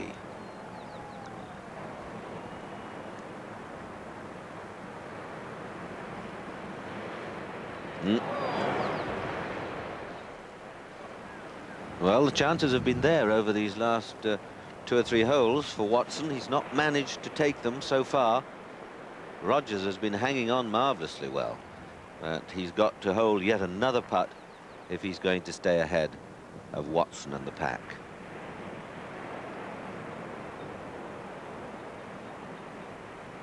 He's seen the line that Watson's ball took, but you wonder how many of these you can keep on holding.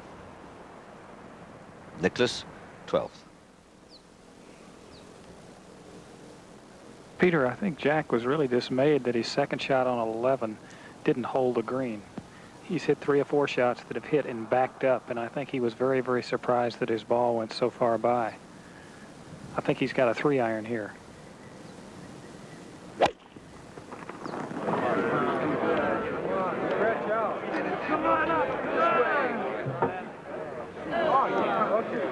Yeah, very good. Middle of the green.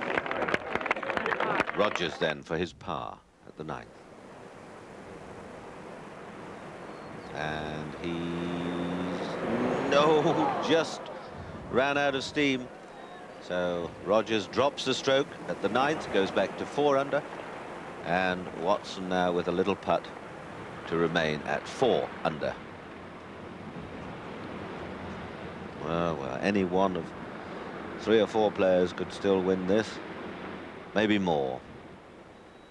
First, Watson has to get this in, Frank. One of the great putters in the world by any standards, and he's not having a good putting day. No. Only one putt green in the first 9. That's in. Another chance missed. Now it's Rogers and Watson tying for the championship at 4 under par. We'll be back with more golf.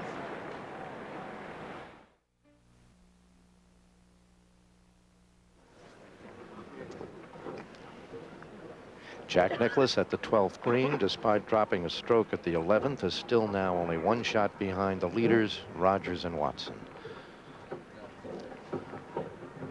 How long is this, Ed Snead?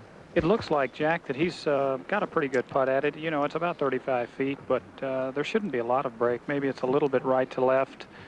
But it's the kind of putt that he could give a little more of a run at as opposed to the one that he just had at number 11. Oh, that's very nicely up.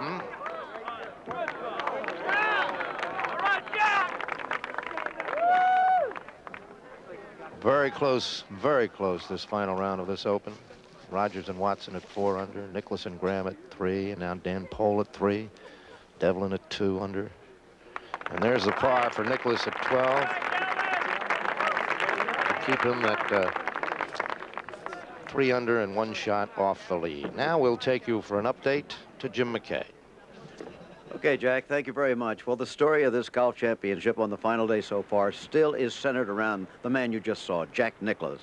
Once again, if you've just joined us, he started off the day by bogeying the first hole, a comparatively easy par 4. Then on the second hole, a par 5, normally a birdie hole for him because it's a short par 5. He made a par, a very bad start. He then birdied 5 holes in a row. He's picked up bogeys, however, along the line. In fact, in the first 11 holes, he's only had 3 pars. He's had 5 birdies and 3 bogeys. But there are so many other stories. There's David Graham, the defending champion, hanging on. And, of course, up on front, we have Bill Rogers and Tom Watson. They started the day tied for the lead. They've been going back and forth. I suppose the most significant thing between them came at the 7th hole, a little 110-yard par 3. On that one, Watson was just a matter of a few feet from the hole with his tee shot, while Rogers was in the bunker. However, Watson missed the little putt, and Rogers got up and made a tremendous putt for his par, so nothing changed there. That's about pretty much the story. We could mention other people, of course, who are still hanging on, but why don't we just see them as the play progresses. Jack? Thank you, Jim. We'll look out across Carmel Bay there. There's the leaderboard at this moment. Watson and Rogers at 4 under, Nicklaus, Graham, and Pohl at 3, Bruce Devlin at 2, George Burns, Jay Haas, and Gary Koch were finished at 1 under, but Calvin Peete playing very steadily at 1 under. Clampett's now gone to even. Now David Graham for a birdie. He's at the 11th hole and is 3 under par. This would tie him for the lead.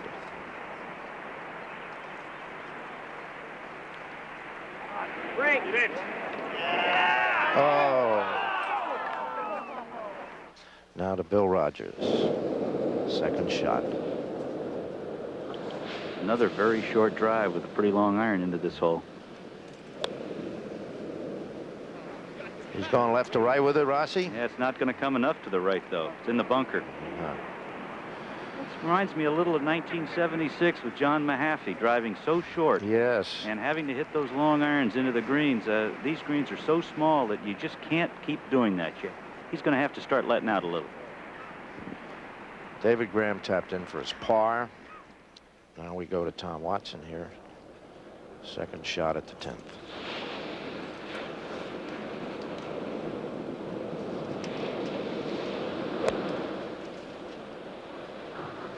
This shot's to the right. Look out. Down the hill, down the cliff. It's going to be in the very, very tall grass down the hill. Well, go down and get a look at it for us, Rossi. It's the one place you don't want to be.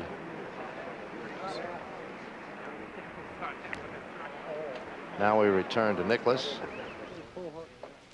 Jack 1 stroke off the lead.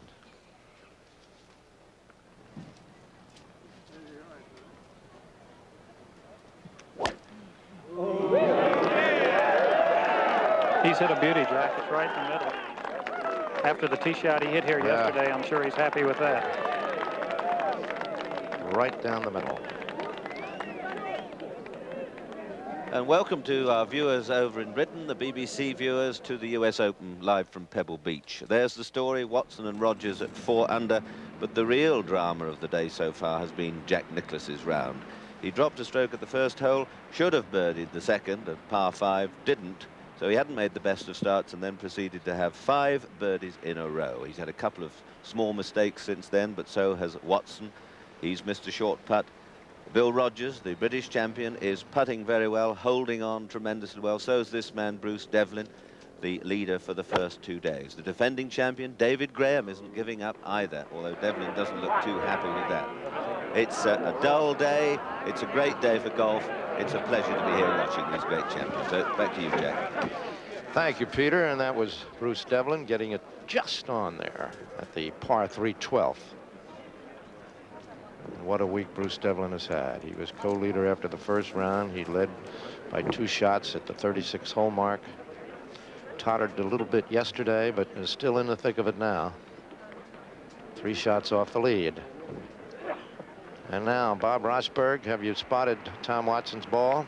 Yes, I have, Jack. It's in the hazard, of course, and not sitting real badly.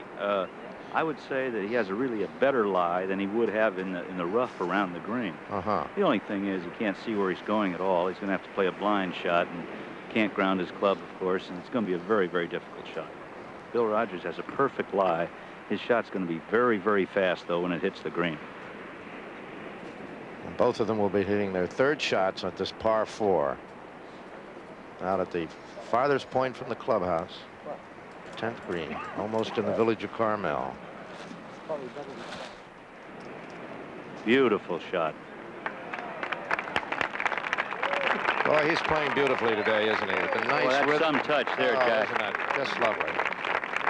David Graham now with his second shot at the 11th hole. David only one shot off the leaders.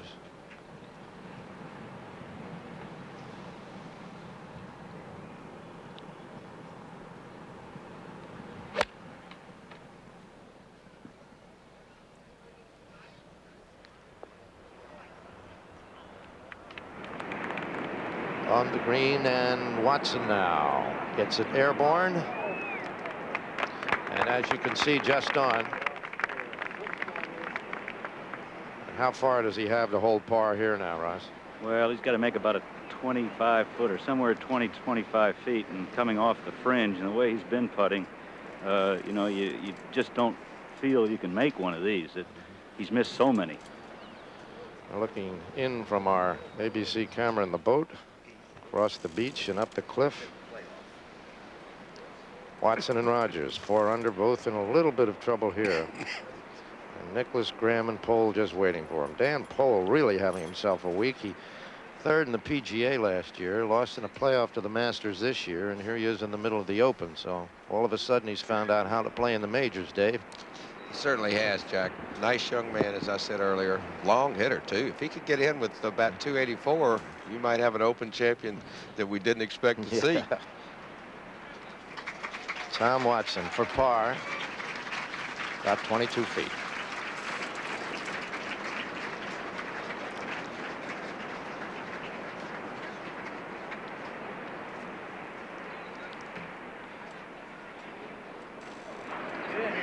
Oh, yes.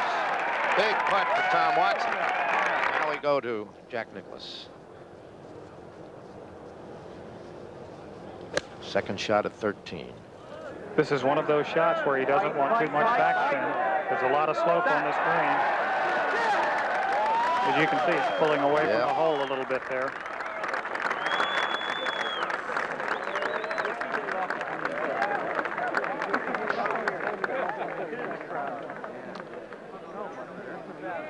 Nicklaus at the 13th, just one shot behind the leaders, Watson and Rogers.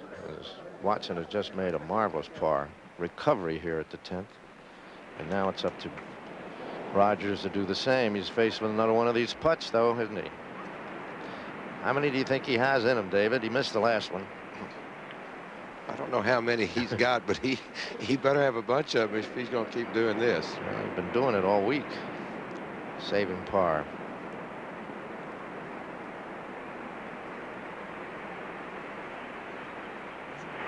Now, 2 holes in a row now that he has missed, and that will drop him into second place along with Nicklaus, Graham, and Pohl, and make our leader at the moment Tom Watson. How important that putt was for him a moment ago here. Here is Dan Pohl, his third shot on the big, long par 5 14th.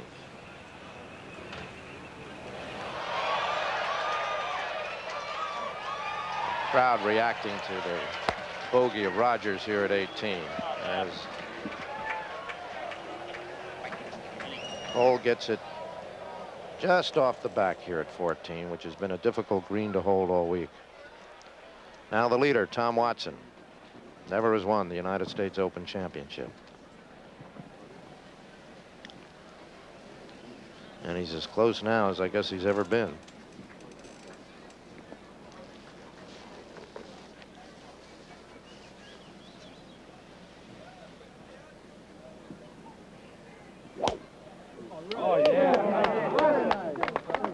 He's been driving it well the last few holes.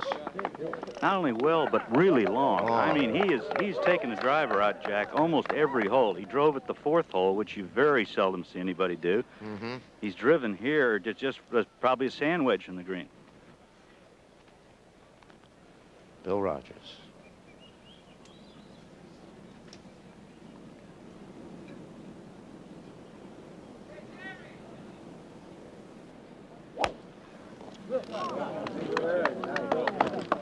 This is straight, but again, 35 yards behind Watson. What could be the reason for that, Rossi? Well, it looks like he's hitting everything thin to me. He hasn't gotten the ball in the air. He doesn't hit it very high to start with, but he really hasn't hit a ball in the air really well all day. He hasn't hit a real long drive all day.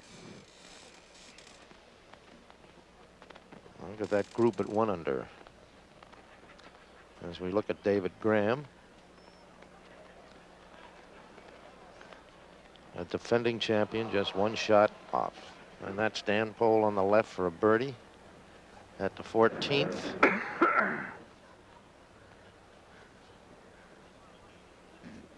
This would tie David for the lead should he be able to sink it.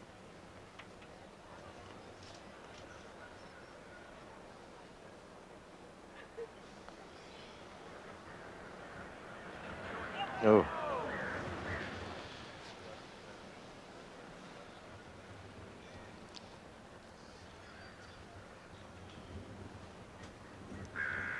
And a par for David to keep him at 3 under, 1 shot off the lead.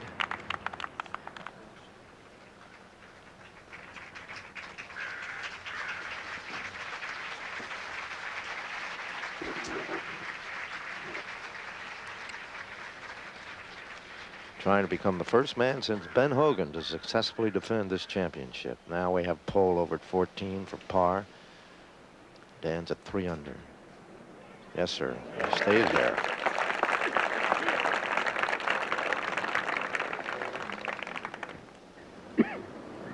Now Jack Nicklaus at the 13th. Is uphill, Ed Snead? Jack, he's got a pretty good angle to putt. He's putting pretty much uphill, so he'll be in position to give it a good run.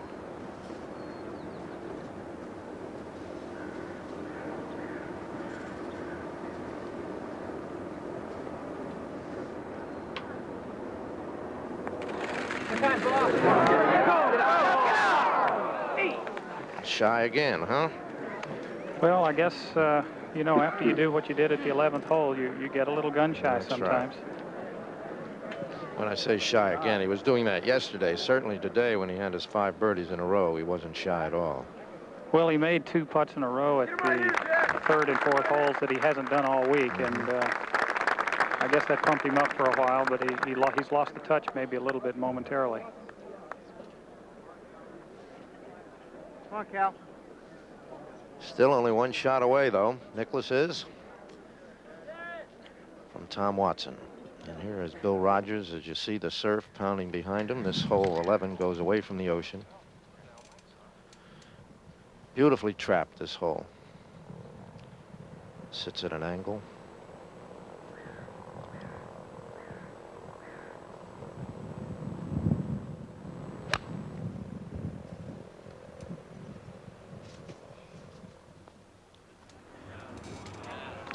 That's what he'll have. Till the last 2 holes, he had been playing so well, smooth, confidently. Watson really couldn't be in a better place to play into this hole. He's on the left-hand side of the fairway with a very, very short iron, either a little pitching wedge or a big sand wedge. Wants to keep it below the hole if possible. Good-looking shot. This goes right past Bill Rogers' ball. This is David Graham at the 12th, par 3, downhill. Jack, David's starting to been playing beautifully today. After his bogey at the 8th hole, he's just hit it right down the middle and long, and he's hit his irons right where he wants them, and he's really starting to play well. He's got that look in his eyes. I think he really knows he's got a chance now. Just 1 stroke off the lead. This ball's to the right, Jack.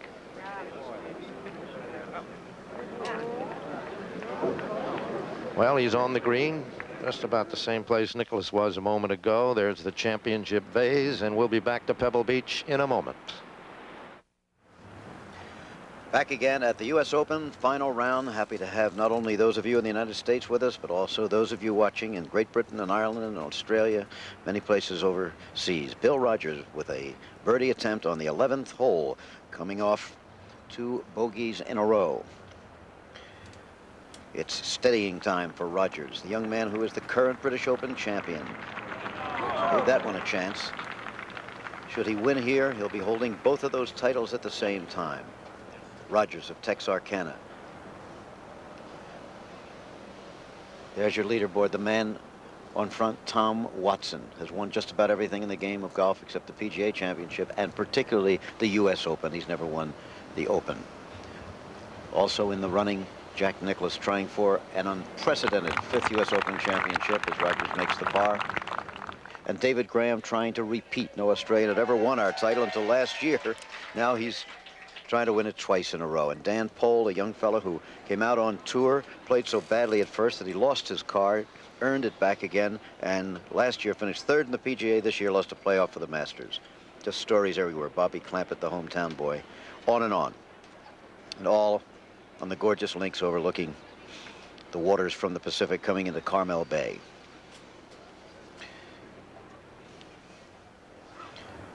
Water wandering around here, but the leaders are moving to the inland part of the course right now as Watson lines up his birdie attempt.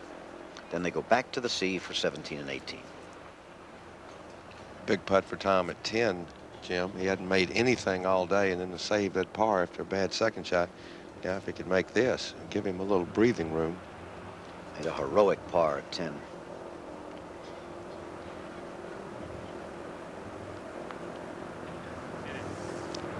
And a heroic birdie at 11. Tom Watson has seized a 2-shot lead in the U.S. Open.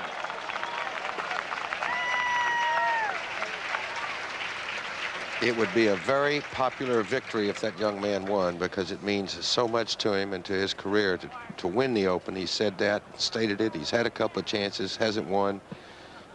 Sometimes you wonder, well, will it be like Sam Snead and not win one? We'll take another look at Tom's putt here. Once he gets rolling, Jim, he might just make everyone from here in. Mm-hmm. He has a beautiful stroke, and he's a lot of courage. So the long putt at 10 for a par, the long putt at 11 for a birdie. Watson now 1 under for the day, 5 under for the championship, but most important, 2 strokes in front. The holes aren't running out yet, but they will be soon. The defending champion Graham putting for a birdie. He must have heard that yell just behind him. He knows that either Rogers or Watson have done something. He knows one of them did. The crowd here just got the word that Watson birdied. Yep.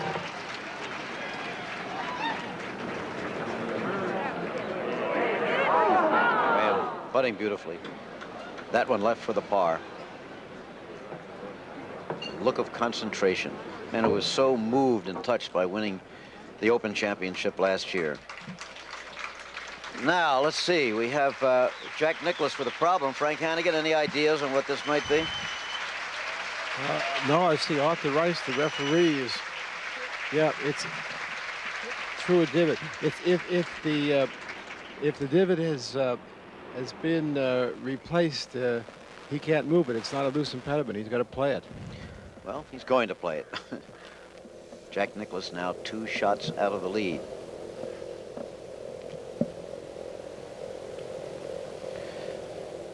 Second shot on the long par 5, 14th hole, 565 yards long. Dog leg to the right. Not from this point. He's already past the corner of the dog leg. Jim, he's hit a perfect second shot. The ball divot behind his ball was actually about 8 or 10 inches behind his ball, and I don't think it really affected the shot too much. Okay, that was Ed Snead walking with the Nicklaus pair there. So Jack will have a 3rd shot up to that green. There's his ball, as Ed said, in very nice shape. Son Jack walking along with his father. A little bit of conversation. Companions on the golf course on Father's Day. Ben Crenshaw on 18. Everybody wants to win a major championship, but nobody wants one more than Ben does, let's say. Ben Crenshaw started the day 2 over. He's now 3 over. In other words, 1 over on today's round. No U.S. Open championship for him again this year. Just can't seem to drive well enough, Jim. You have to keep the ball in the fairway at major tournaments or you're in lots of trouble. David Graham for the par.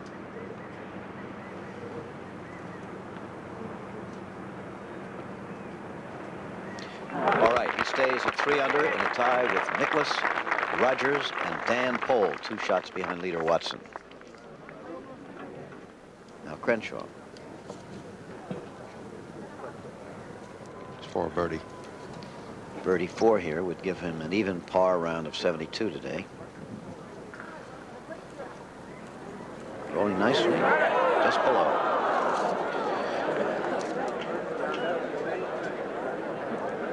So the par 5 should give him a round of 73 today. Ben Crenshaw with earlier rounds of 76, 74, and 68 yesterday. Watson on the par 3 hole. 204 yards long. Well, just when all goes well for anybody in this championship, something seems to occur. I think he's found the bunker there, Dan. Yep, there it is, in the bunker. You have to prefer that bunker to the tall grass around the green, so he's a good bunker player and obviously a good putter. Well, remember 10 years ago when Nicklaus won here on the last day, he put it over the green in that long grass, then hit it about 3 feet, if you remember, then put it 10 feet past, and then, of course, made the 10-footer for a bogey. Bill Rogers. Crenshaw made his 5 at 18 for a round of 73.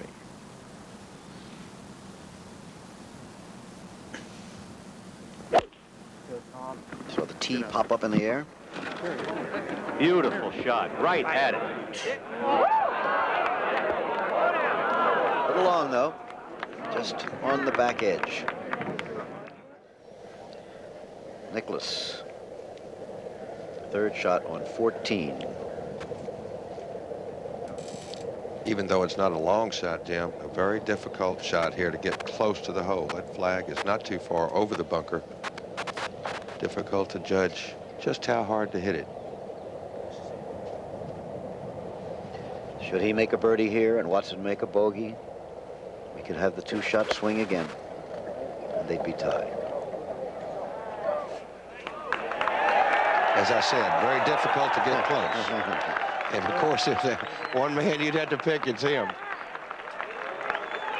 Okay, we'll be following them right along from now, but right now we're going to have a message from the USGA. Back at Pebble, Tom Watson still with a 2-stroke lead, but it may not last too long the way things are going at the moment. On the par 3 12th hole, he is in the bunker with his tee shot. Jack Nicklaus has a chance at a birdie up ahead of him. As you look at the leaderboard, both pages of it. Okay, now Tom with the shot. Nice flat lie, pretty much, looks like, as he comes out. And leaves himself that one. Well, he's made ones that long or longer on the last 2 holes, but you can't do it forever. At least nobody has up to here. You notice that he went to Stanford University, and his victory, although popular everywhere in the country, would be particularly so here. Stanford just a couple hours up the road from here at Palo Alto, and a lot of people cheering for Tom. Dan Pohl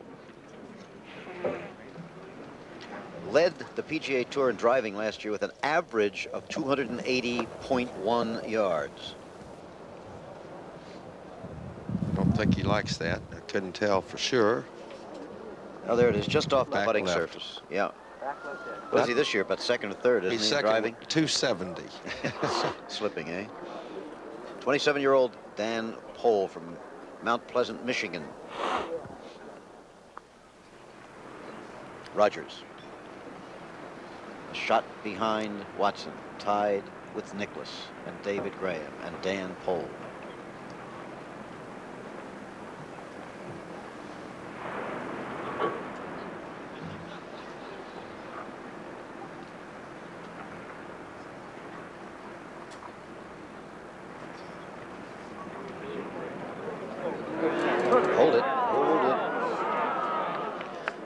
very fast going that way, Jim. That's why I was surprised that Watson's shot stopped fairly quickly down the hill. I suspect Tom was too.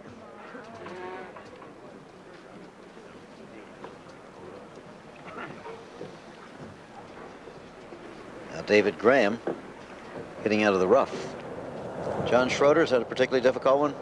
No, Jim. He got a good break. He got just past a big clump of bad rough. He's got a relatively good lie, and he's got a great angle up the flag. If he carries a shot right on the front edge, the ball should run it right up to the hole. Well, let's see. He's got a little right, Jim. Yes, he has. Oh, that is absolutely long dead. stuff. That is very deep there. I've seen a number of players, and that's what you have to do if you're going to try to get close, is stay up to the right there, but it is jungle. I'm sure John will go up and try to get a really close look at it. Now Watson for the par that he needs to hold on to this lead, or else we'll have a 5-way tie. Excuse me, 2. He'll hold on to the lead, but he loses 1. Excuse me. Anticipating a possible couple of birdies. No, he still leads by 1 stroke. But the bulge has disappeared, and now, should Jack Nicklaus make this putt, we will in fact have a tie for the lead.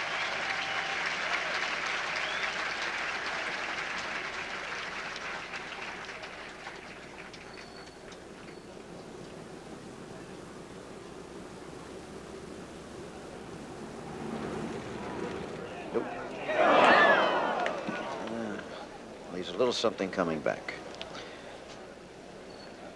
Nicklaus had 3 under for the championship, 2 under for the day. And again, if you've just joined us, he had 5 birdies in a row. Look at lots of vantage points here at Pebble Beach. I wonder how the people that own the homes like them up in those trees. Yeah. Now Jack looking at the putt he needs for a par. Excuse me, as Bill Rogers looks at his also. Jack looking over his up ahead as Rogers looks here on 12. Oh, he jabbed that one, didn't he? He's pushed it. He's missed 3 out of the last 4 holes. He's missed makeable, very makeable putts. 4 feet, 5 feet. Hit a real good shot in there, back fringe, put it by. Missed that one. Come on, Bill. Hold your head up. We got a lot of golf left. Drops down to 2 under. He's now 2 over par on today's round is Bill Rogers. The British Open champion trudges on. 2 shots behind the man with whom he is playing. So Watson now with a single stroke lead over David Graham and Dan Pohl and Nicklaus, if Nicklaus makes his par putt on the 14th hole. It's all going to be decided, if it is decided today, on those closing holes. No question of that now. If there should be a playoff, it will be at 18 holes tomorrow. There is no sudden death in the United States Open.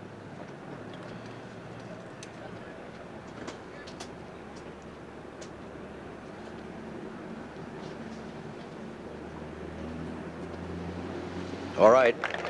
Remains a stroke off the lead. We should tell you, by the way, can tell you, that Nathaniel Crosby has become the low amateur in this year's United States Open and will receive a gold medal. He won by 1 stroke over the only other amateur in it, Corey Pavin. Tom Watson driving on 13.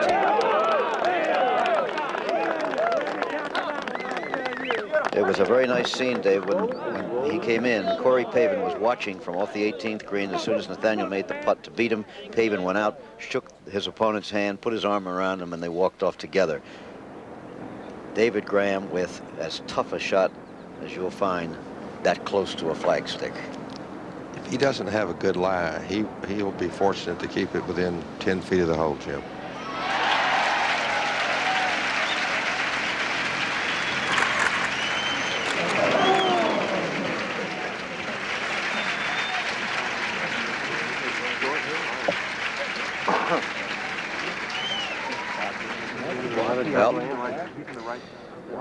As far as he was able to move it. So David Graham in trouble. Tom Watson with a single stroke lead over him and Jack Nicklaus. More to come. Welcome back to this year's Open Championship from Pebble Beach. The leaderboard, and it's ever changing. Watson leads by 1, Nicholas, well, he's there as usual. David Graham, still 3 under, but about to lose a stroke. Of that, we're convinced. All these other players very close by. David Graham at the 15th. This was his... this is the 13th. He was short in the grass, played one. This is his 4th shot. And look at that swing by the hole, and it's still going. Just misjudged his 2nd shot a little bit, and now Graham struggling. So it's almost back to the old firm of Nicholas and Watson. Nicholas, tee shot, 15th. It's a 3-wood, Peter, down the left side of the fairway. Will it stay? Yes, it will. Nicholas just those couple of holes ahead of Watson, and if he can finish well, he'll set a very tough target. Now, this is for a bogey for David Graham.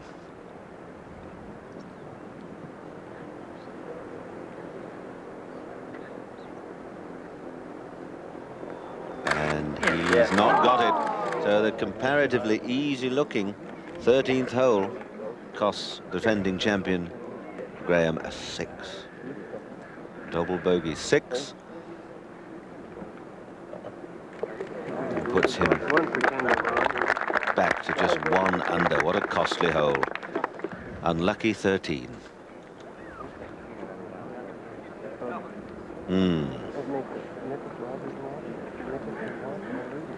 Well, there's still much to play for here, and well, the greatest names in golf battling away at the top of that leaderboard. Here's Nicholas looking down to this 15th green. Nicholas just 1 stroke behind Watson. Rogers has missed 3 shortish putts in a row. He's now just 2 under. And Pole up ahead has dropped a stroke. So it's down to one of those classic duels again. Or so it would appear, Nicholas and Watson. He's got a 9-iron here, and to get close to the pin, I think he needs to draw the ball a little bit. The pin's on the left side of the green.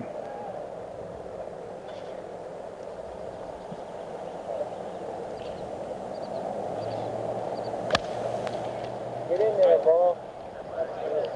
It's just to the right of the pin. Another fine shot. He had a very holeable putt for a birdie on the long par 5, the 13th hole, which he just missed. He needs to get one in, I feel, if he's going to win this championship. 13th fairway. Just look at the size of that bunker up the left-hand side of the fairway. The hole goes slightly uphill. There's Bill Rogers. Been struggling over the last 3 or 4 holes. Not hitting the ball very crisply. Another comparatively long shot, Peter. Again, Watson put it 40 yards past him. Gotta go. Oh, Rogers unlucky. Looks as if he just got the right pitch and bounce, but it stopped. That could have gone very close to the hole. Remember, David Graham, not too long ago, took 6 on this hole. Rogers, though, on the green, but driving a very short distance. Watson driving magnificently, Frank. Extraordinary. He's driven it in every fairway today.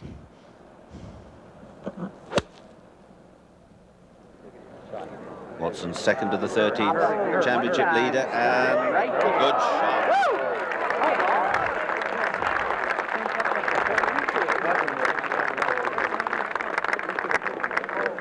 Dan Pole, 17th tee.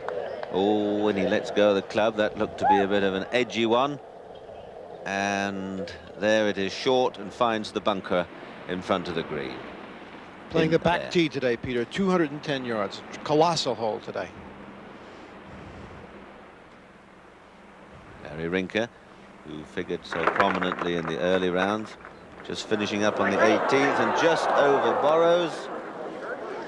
He's going to have a very good championship, though. He's 2 over for the championship, and he'll remember this for a long time, and might be just on the borderline for getting an invitation next year, Frank, or do you think he'll be perhaps one too many?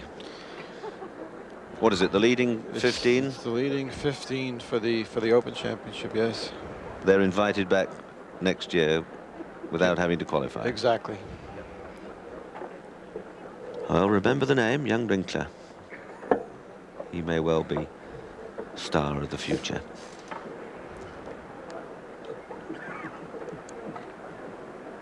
Look at that pin, how near it is to the front of this green. And he's done it. Well done. 74 and a championship total of 2 over par. 290. Not bad going at all. 2 amateurs made the cut, and Nathaniel Crosby, who is the amateur champion of the United States, just sneaked in ahead of Corey Pavin by 1 stroke, 303 to 304. So young Master Crosby is the leading amateur in this year's Open. Very good playing indeed. When you think of the great names that didn't qualify for the final 2 rounds, those 2 young amateurs should be very proud of their efforts. So, still there, Watson just ahead of Nicklaus. Rogers having stumbled over the last few holes. Now Watson for a 3 at the 13th.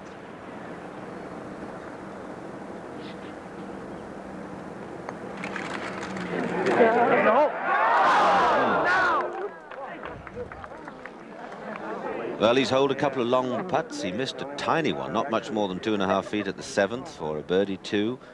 Had a bit of an up and down round with his putter. But he's driven the ball, as Frank Hannigan was saying, quite majestically. Still in the lead by 1 with holes running out. But what holes left to play? Every one a gem, every one a potential disaster.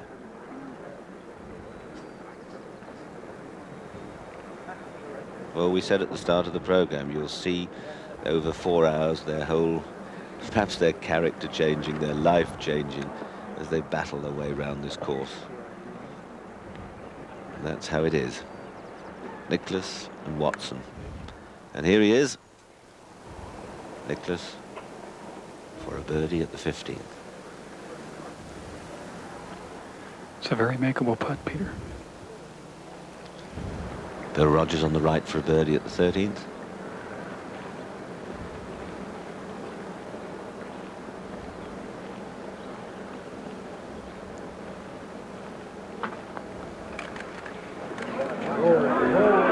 He's done it. Nicklaus does it. What a time, what a man, what an incredible character he is, to be sure. And he's 2 holes ahead of Watson, which may make a tremendous difference over the final stages, and he actually looks as if he's enjoying himself. A young son there with him on this Father's Day. I'll just take a moment to wish my daughter Carol a happy birthday today on Father's Day. 22 today. Not too many fizzy drinks, and remember your father's advice. The sense of continuity of the game is marvelous, isn't it? Nicklaus and Watson at Turnberry, at Augusta, now at Pebble Beach. Yeah, the game is such an extraordinary game, and it does breed some remarkable characters. Now, Rogers, can he hold this for his par 4?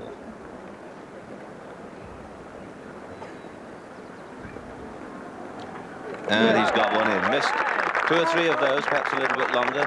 The pole dropped a stroke at the 17th, so he's gone just to 1 under with the 18th left to play. Nicklaus back to the 16th tee. Level.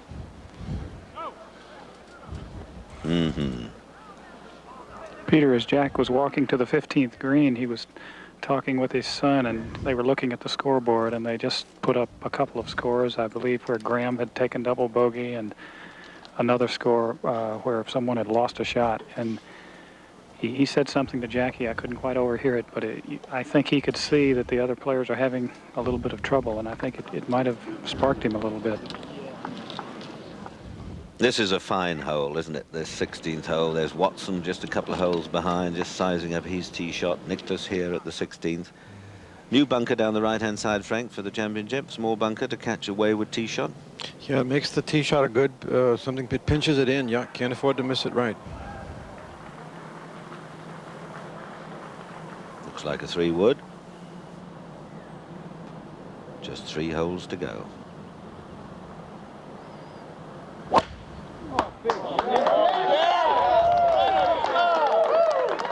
Anxious. No need to be, Jack.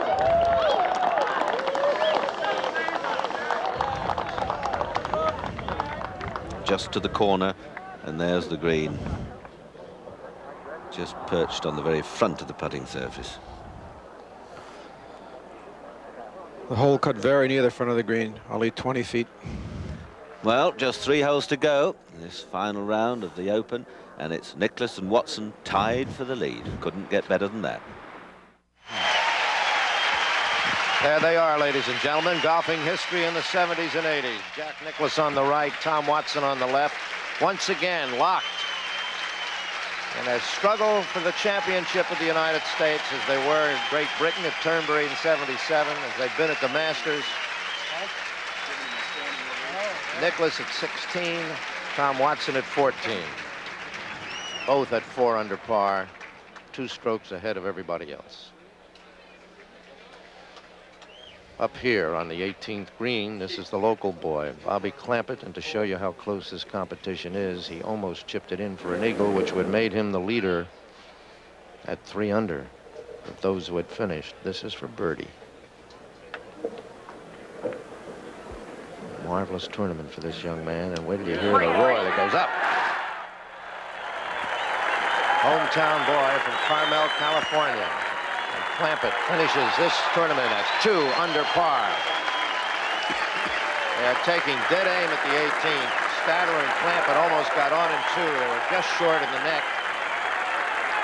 And now Dan Pohl, I believe, has just put it on here in 2, about 40 feet away, as you look at the crowd around the last hole.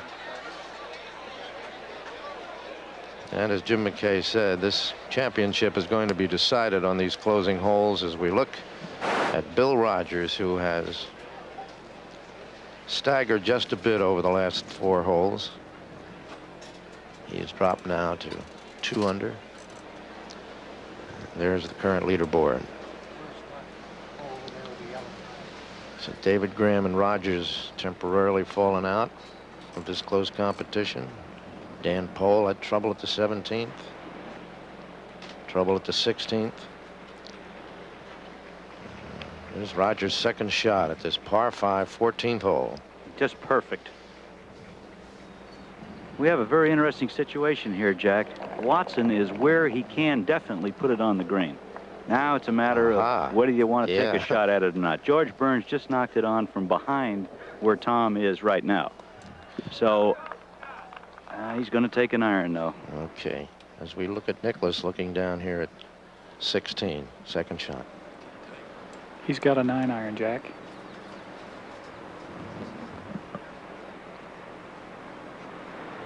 Perfect position off the tee. Doesn't like something, though, huh? Well, sometimes when you step up to a shot like that, you just don't feel like you're properly aligned, and many times a player will go ahead and swing, and a bad shot results. But a player like Nicklaus doesn't make that mistake very often.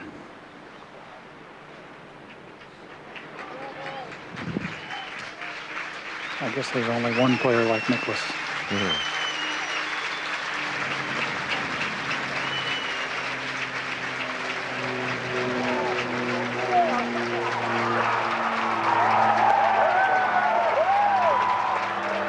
Well, that looks to be about, what, 12 feet?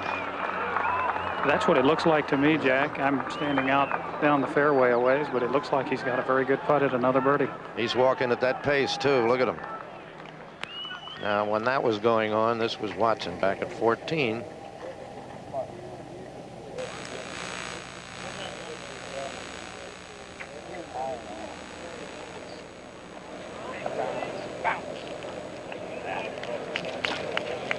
And that's what he has left for his third shot here at this par 5.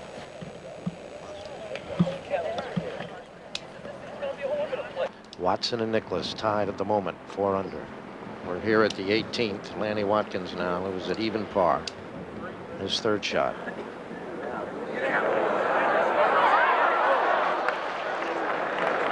Coming out of that rough, it's hard to stop the ball. That's absolutely as good as he could do from there, Jack. Absolutely. That's some of the heaviest rough on the course, I think, over there. His playing partner, Dan Pohl, has put it on in 2 as we go back to Nicklaus up at the 16th. Nicklaus and Watson. Watson and Nicklaus. What a road show. What a show for us. There's Bruce Devlin still in red figures through 15.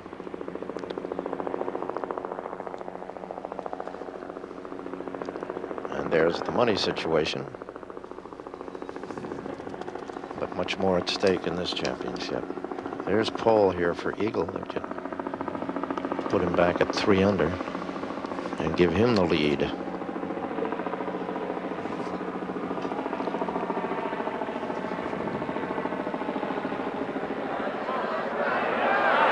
Little ball. Oh, my. Wow, what a great tournament for this young man, though.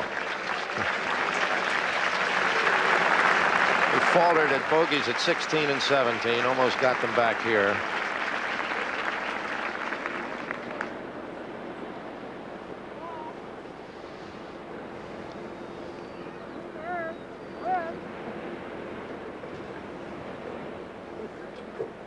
He makes this, it'll tie him with Bobby Clampett at 2 under. Grandstand around the 18th green.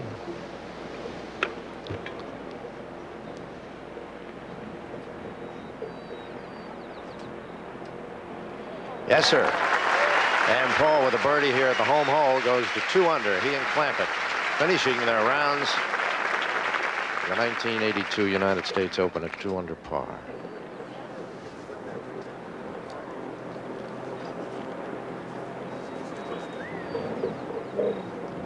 That would give him an awful lot of confidence, Dave, for the tour. He's played well in some major championships this year, and he's had some shoulder problems, Jack. But I guess he's back healthy again. You can't play that well. Now let's find out how Tom Watson will handle his 3rd shot at the 14th. Rossi? Jack, he's really a little unlucky. He does not have a good lie. Very, very cuppy kind of lie. I'm surprised if he'd be very surprised if he shoots it at the flag. Well, he pushed it right through the green, right onto the back edge.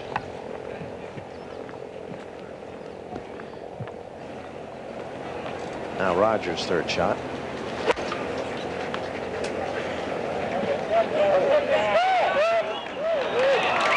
Not very nicely for Bill Rogers. And a little bit unlucky, Jack, because that's very firm in that part. You would think the ball might take a good hop toward the hole there. Now we're at the 16th green. Nicklaus with a birdie putt. Say 12, 15 feet. That's what it looks like, Jack. Nicklaus and Watson tied for the lead.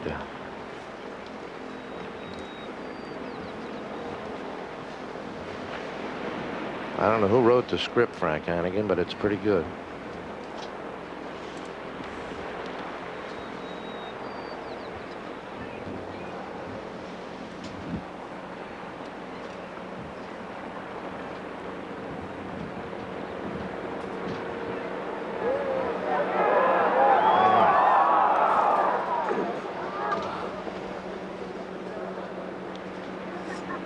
Par at 16 for one of the co-leaders. Jack Nicklaus going for a 5th U.S. Open win. Tom Watson going for his 1st.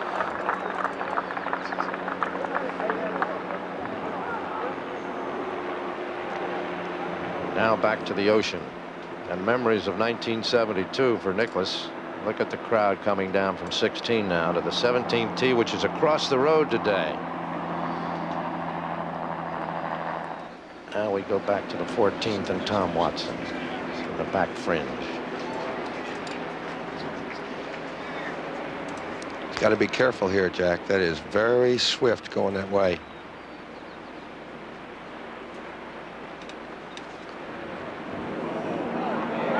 Look at that. My goodness, what a putt. That's being careful. Oh, memories of Turnberry again. Young Mr. Watson goes to the lead by himself, 5 under par.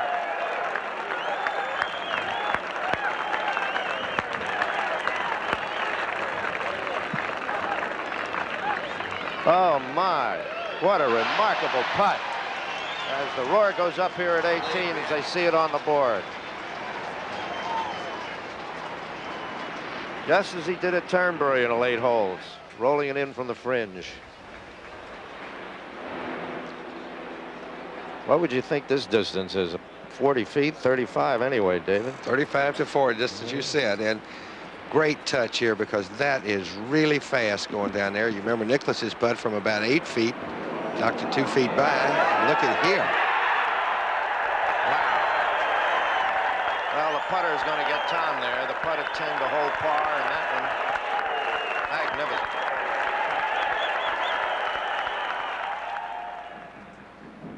The leader.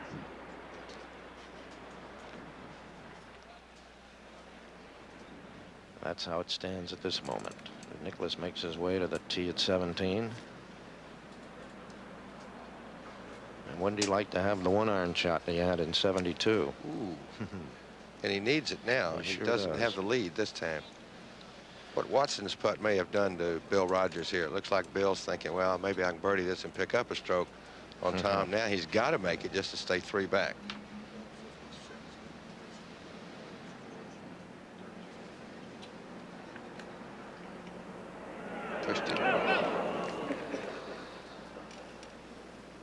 Par for Bill Rogers. He stays at 2 under.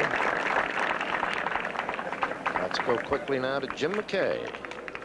Well, once again, if you've just joined us by any chance, the big dramatic move of this day took place when Jack Nicklaus birdied 5 holes in a row on the front 9. That's what got him into it, put him into contention, and now the head-to-head mano-a-mano struggle with Tom Watson. Think of it, Nicklaus won the U.S. Open 20 years ago, 15 years ago, 10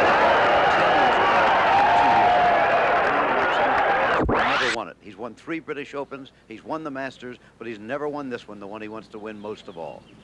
Okay, Jack. 17th tee, where he hit the memorable shot 10 years ago that hit the pin. Great shot. Well, he's done it again. Not quite as dramatic as 72, Ed Sneed, but he's on nicely, isn't he? About 10 feet away at the 17th. He's 1 stroke behind Tom Watson, who leads this championship at this moment.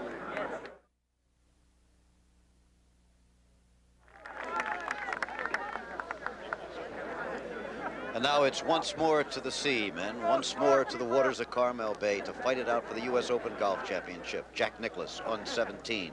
Behind him, the leader now, Tom Watson, coming off a birdie to snatch the lead again by a single stroke. Bobby Clampett finished to 2 under. Bill Rogers still with Watson, not quite out of it, but fading fast. David Graham at 1 under, the defending champion. If you're wondering what happened to people like Bruce Devlin today, he's at 1 under through 15. Cal Peete hanging very nicely, playing with Nicklaus at 1 under.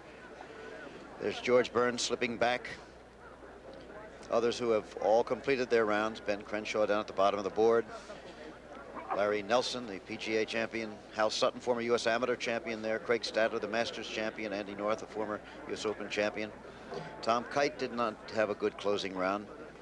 Isao Aoki had 71 today, 1 under par.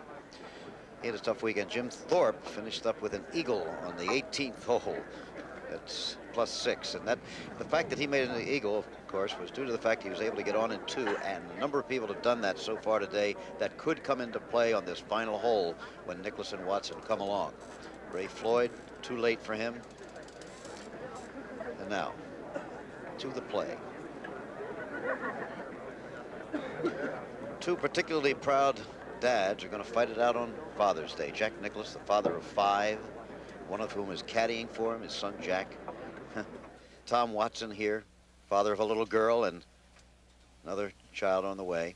This is on tape now of Tom Watson's tee shot on the 15th.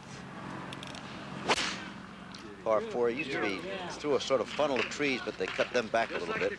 Not a whole too lot, far. though, Jim, let me tell you. Tom's had the best rhythm today swinging that I've seen in a long time. He's usually very quick anyhow. Sometimes gets a little quick, doesn't he? But it is very good today. Now we're back again live. This is Jim McKay with Dave Marr behind 18, where we've been joined again as spectators by former President Gerald Ford. who only loves the game about as much as Nicklaus and Watson, I think. And you. And me. Doesn't play quite as well. He said he doesn't play quite as well. Plays well enough. Phil Rogers. 3 behind. It's going to be tough. One of the few players on tour that plays without a glove.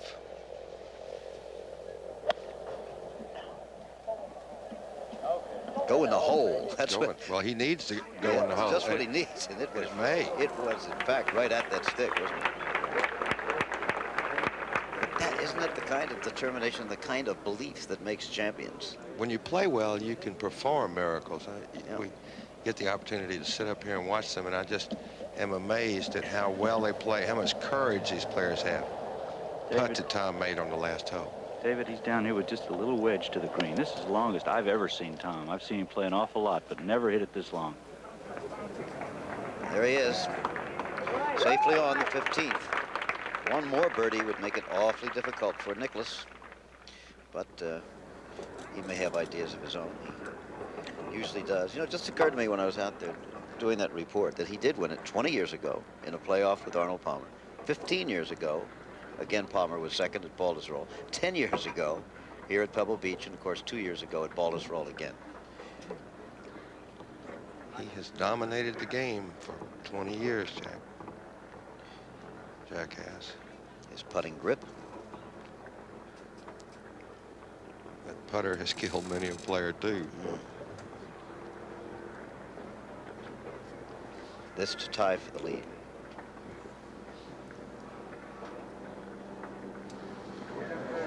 Hit it. Quite. There have been, by the way, 26 playoffs in the U.S. Open. The last one, we remember, 1975, Lou Graham winning over John Mahaffey at Medina. Again, if you've just joined us, should there be a playoff, it's 18 holes tomorrow, and we'll be there. One more hole for Jack Nicklaus. Only one more chance to do any good for himself. But we will repeat, 18 has been very birdieable on this final day. And there have been a couple of eagles. Be decision time for Nicklaus at 18. How hard do you try to hit it? Does he realize that you can reach the green today? I'm sure he does. Just how much do you try to cut off and go over the ocean? Or do you just trust that you can play it down there in 2 shots and knock a wedge on and make a putt? So he knows where he is. We saw that Dan Pohl got home in 2. We saw Jim Thorpe get home in 2. Craig Stadler got home in 2. And a couple of others. But as you say, Jack, no doubt, does not have that knowledge at the moment. Wonder what they're thinking about. So fascinating. Only our medium can put them literally head to head. Several holes apart. Battling it out. Look back at the 3-putt that Nicklaus had at 11. Short putt that Tom missed at 7. Of course, they've made some, but those are the things that you wake up in a cold sweat with some night.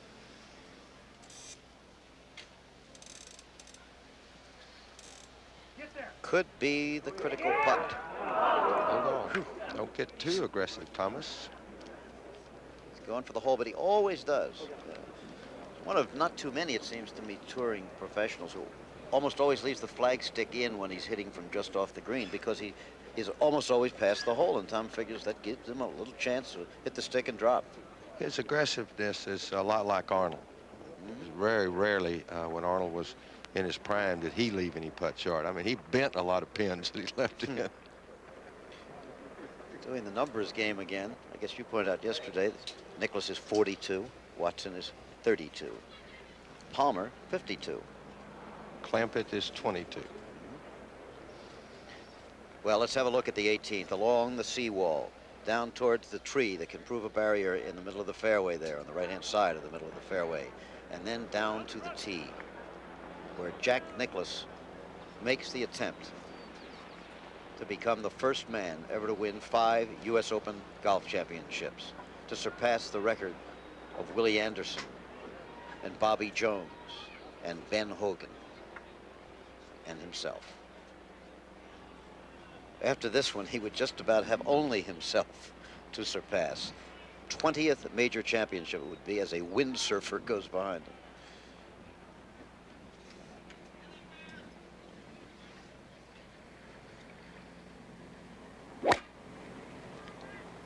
Ed Snead. I haven't been able to pick the ball up yet. Right in the middle of the fairway. Yep, out. 3 wood he hit, out past the second tree, so he may be playing it a bit conservatively. Bill Rogers. Left. He really had to have that one. But Nicklaus will be playing 18 when we return to the U.S. Open at Pebble Beach. Welcome back to the closing stages of this year's United States Open Championship. Tom Watson one ahead after 15 holes. Jack Nicklaus striding his way up the final hole. Or will it be the final hole?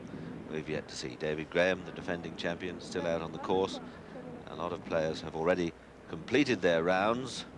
And what a day it's been. I keep thinking that I've seen it all. It can't be as exciting this year as it was last year or in 1977 or whenever. And yet the excitement seems to grow. Defending champion here, David Graham.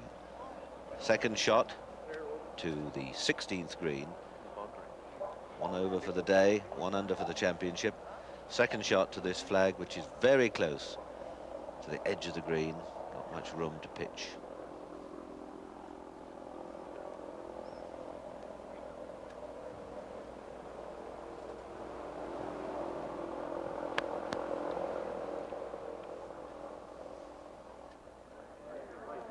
Oh, very good.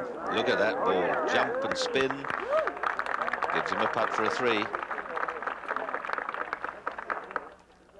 Now Nicklaus, who took a 3 wood from the 18th tee. There's a plan of this 18th hole. He took a 3 wood. He's gone past the 2 trees on the right of the fairway. This green has been reached today by 2 or 3 players. Nicklaus, though, playing it conservatively, relying on a pitch and a putt. Taking an iron, playing up to the corner there, and then the flag, as you can see, well to the front of this green.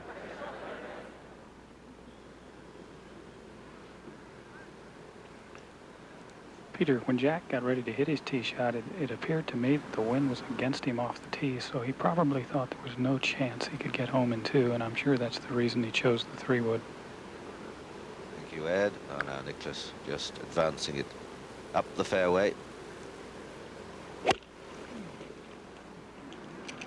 It's right in the middle.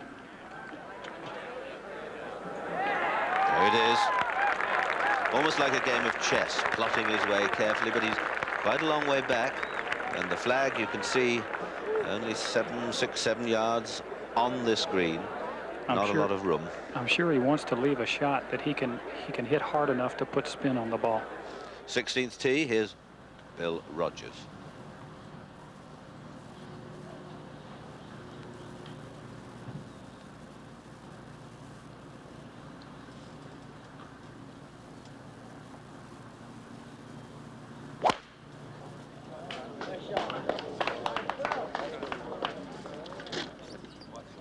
Rogers' tee shot safely away.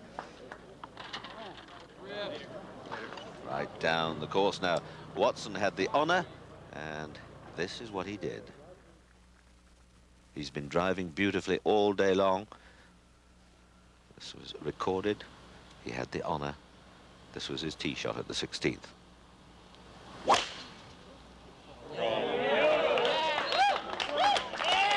Left it down the right-hand side and into trouble.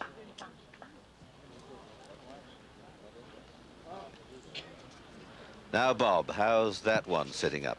That one is dead. That's in that new bunker, Peter.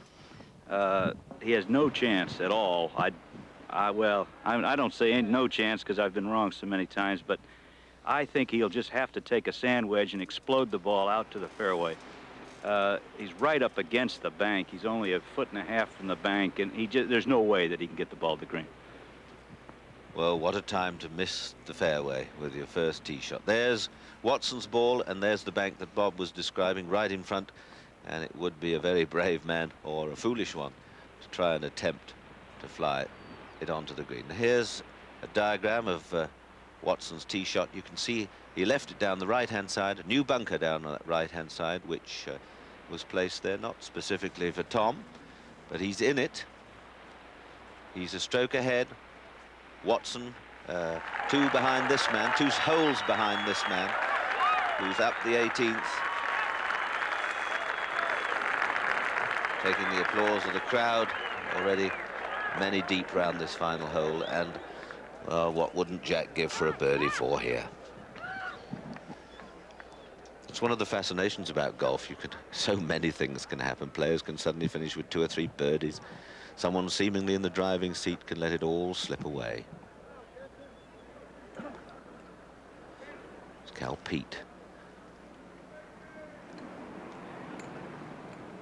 Even par. He's had pars at almost every hole. Couple of bogeys, 1 birdie, but a very consistent straight hitter. Not the greatest of putters. My word, how straight he hits.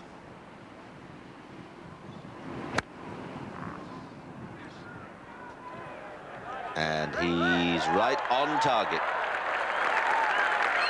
Not a lot of room. That was a beautiful shot. But still, he's 14 or 15 feet past the hole.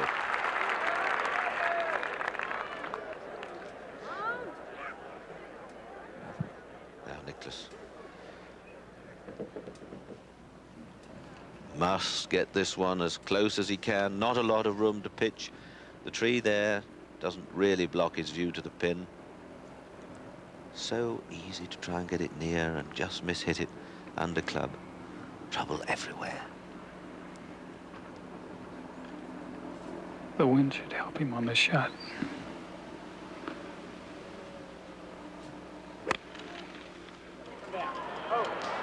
Come down, they cried. And It'll that's spin. The reason it should come back. Look at this.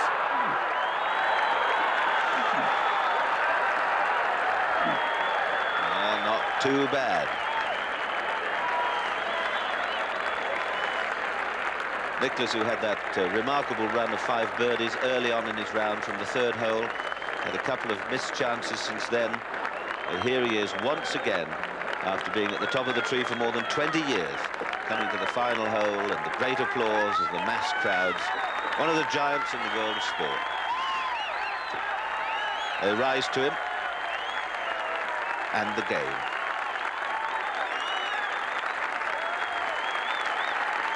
Nice to see a smile, isn't it, in this hard, cruel world of what they call professionalism.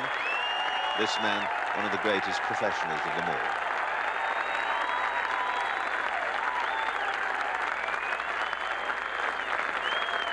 Very emotional scenes.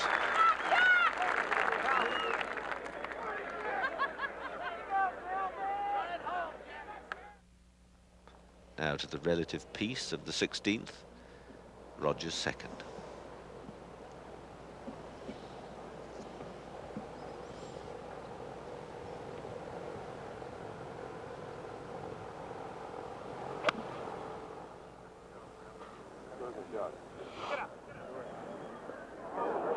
Get up, and it did. Fine shot.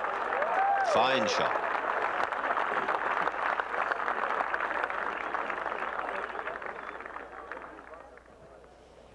Well, Bob, how's it looking now for Watson? I believe he's just coming out to the left. He just can't afford to take a chance. Yes, indeed. Just flips it out sideways into the middle of the fairway where his tee shot. And I tell you, this is not going to be too good, Peter, because the ball's on the downslope. He really couldn't advance it forward enough to get it to the flat. Now he has a very, very little pitch off a downhill line where the pin is. It's almost impossible to put enough spin on it to stop it. Well, this man doesn't know what's going on back there at the 16th. All he'll be interested in and concentrating on is the job in hand. A putt on this 18th hole. But first, it's Cal Peete. Nicklaus will be stalking around, looking at the board, getting the feel of it, thinking how he's left a couple of putts short. He'll get a look at this man's putt, get some idea of the roll and the speed.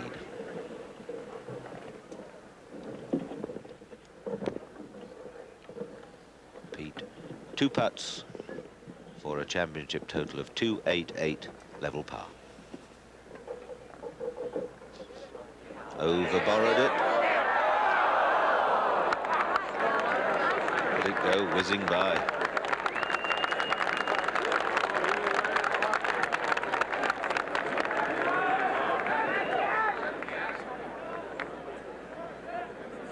No, he's going to wait.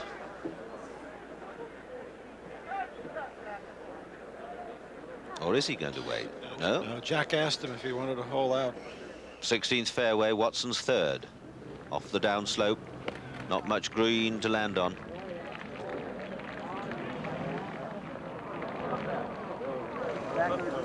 Well, it's way to the back of the green. Safely on, but a long way from the hole. And is his moment slipping away? Well, early days yet. Peak, though, at the 18th. This for par 5. And an even par total of 288.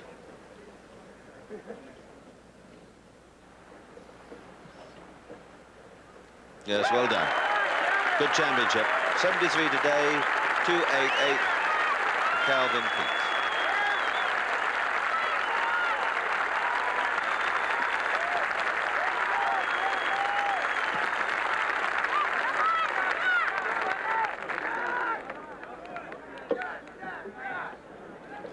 Well, what a setting, what a moment. Now, Watson behind at the 16th, having played 3 shots but a stroke ahead. Nicklaus here at the 18th with a putt for a birdie. If Jack could hold this, they would both be 5 under, but Watson back at the 16th, odds on to drop a stroke. So if Jack could hold this putt, he could jump into the lead. If he 2-putts and Watson misses, they'll be level, and then Watson would have to par the last 2 holes for there to be a playoff. So many permutations still left. Jack's had a few of these over the last 5 or 6 holes. He 3-putted from about this distance at the 11th. He's left a couple dead on line short. It's his favorite arena, the 18th green, with a putt that could be the one.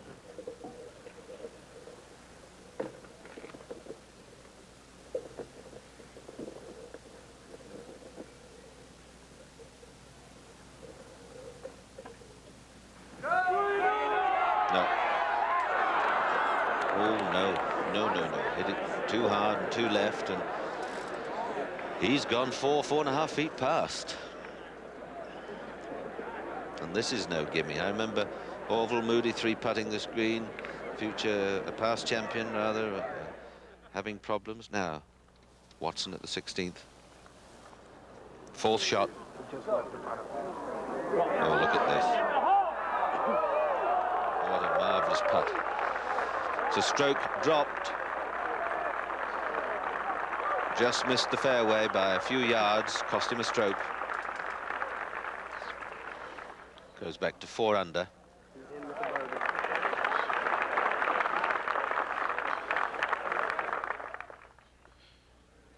Nicklaus at the 18th with this putt to remain 4 under.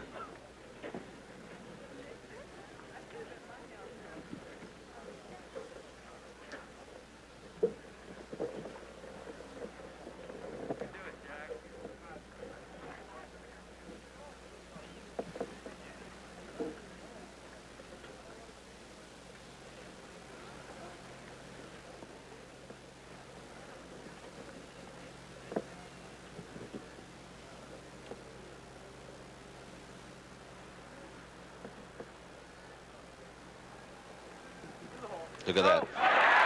Nerves of steel, this man. Right into the centre of the hole. He finishes at 4 under, just as if he was playing a little Sunday afternoon 4-ball for who buys the drinks. Oh, what a man, and what a target he set.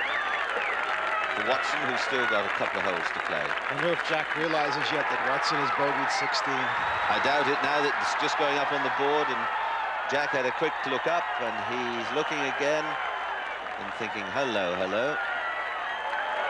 Tom has to get a 3 and a 5 to tie, or indeed a 3 and a 4 to win.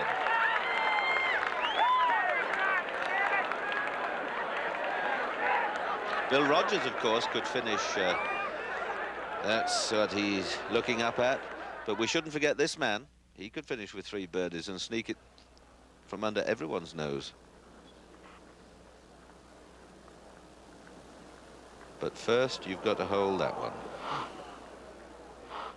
He was almost on the move there before he hit it. But you could see how fast that putt was. Now, Watson is collecting his thoughts. The scoring system here has been excellent.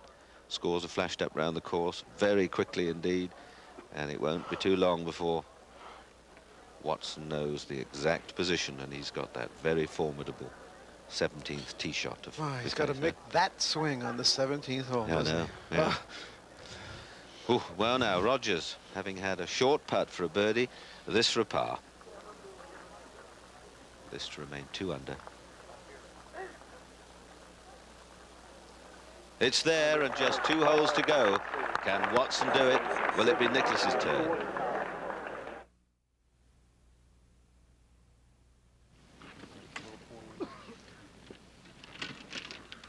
It's high sporting drama on the shores of Carmel Bay. A man from Columbus, Ohio, and a man from Kansas City battling it out for the United States Open Golf Championship. Jack Nicklaus, 4 times winner of the title, going for an unprecedented 5th. Tom Watson, the game's greatest star for the past 5 years, going for his 1st. It's eluded him every single time up to here. Bill Rogers, still on the course, 2 shots behind. A miracle finish could have put him back in it. They're on the 17th hole. It's 210 yards long, hitting towards the sea. Using a wood. He has been so short today. But he's a very fine 4-wood player, and he's probably going to play a left to right in there. Long hourglass-shaped green, and he's on it safely. Just shows you, take the club that you can get there the easiest with. Just because everyone else has been hitting an iron, you don't have to be macho man up on the tee. He's a marvelous 4-wood player too, Billy is. For Watson, simple the situation to figure out. 2 pars and you tie. A par and a birdie, you win. A par and a bogey, you lose. A 2-iron, we're told. 210 yards again. Yep. This is down. And he's over into the deep stuff. Oh, going to be tough to hold it close from there, isn't it, Dave? Jim, it looks from here. Again, we can just see the ball very clearly there, but he just doesn't have any green. It's downhill. But he's got a wonderful touch. He's a good up and down player. I think he meant more of the down because it was going left, not because it was too long. At first, I thought maybe he was so pumped up that it hit it too far. Well, there is the 17th. You see the entire hole there with the gallery streaming around, up waiting for him on 18. Oh, many thousands of people. All the ones who have been out on the course now getting ready to gather. There they are. And they're watching at this moment Bruce Devlin, who's had such a fine championship. Bruce, who in the recent years has done a lot more talking about golf on television for NBC, I might add, than he has playing of the game. Literally, that's actually true. 10 years since he won a tournament, but right now he is at even par for the championship, 2 over for today. This to remain so, and he's got it. Bruce Devlin, the final round of 74 after rounds of 70, 69, and 75. Finishes at even par. Well done. Great tournament, Bruce.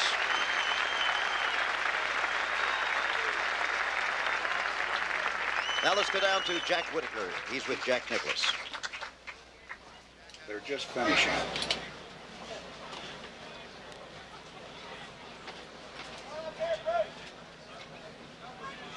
I think we have a little audio problem down there with Jack and Jack. So all right, we have we'll our get audio to back now, Jack. You're going to have about a 15-minute nervous wait here. Are you exhausted? Well, I'm not exhausted yet. I may have another day to go, Jack. Well, you had a tremendous round. You know, you make it awful tough on broadcasters and writers. We have no more adjectives left. Well, I made it awful tough on myself on that last putt. What a putt that was, too. Oh, it was a good putt. But the first putt, I left the putts at 16 and 17 short. And I felt like You know, I really needed to make a putt to win. I just felt like I felt like I had the line, and I just hit it too hard and hit it right through the break. But and then left myself with that. Yes. Don't want to leave myself too many of those. I've missed too many on this green. Well, Jack, we're going to wait here with you, and you're on the edge of your 5th Open. It's a pleasure to be in your time, I'll tell you. Thank you, Jack. Back to Jim McKay. There's Watson. Jack Nicklaus, who had rounds in this championship of 74, 70, 71, and today 69. He brought it down every single round.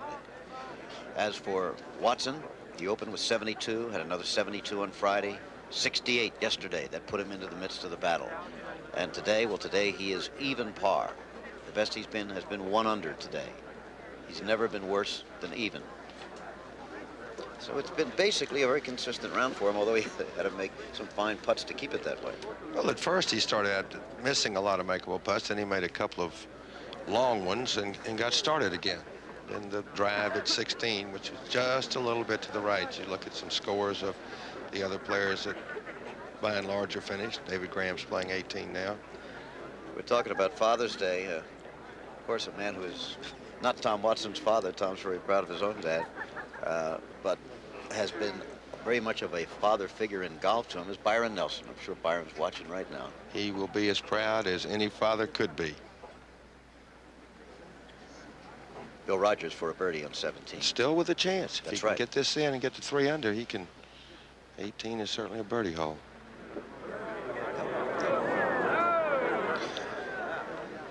Just can't get it going anymore.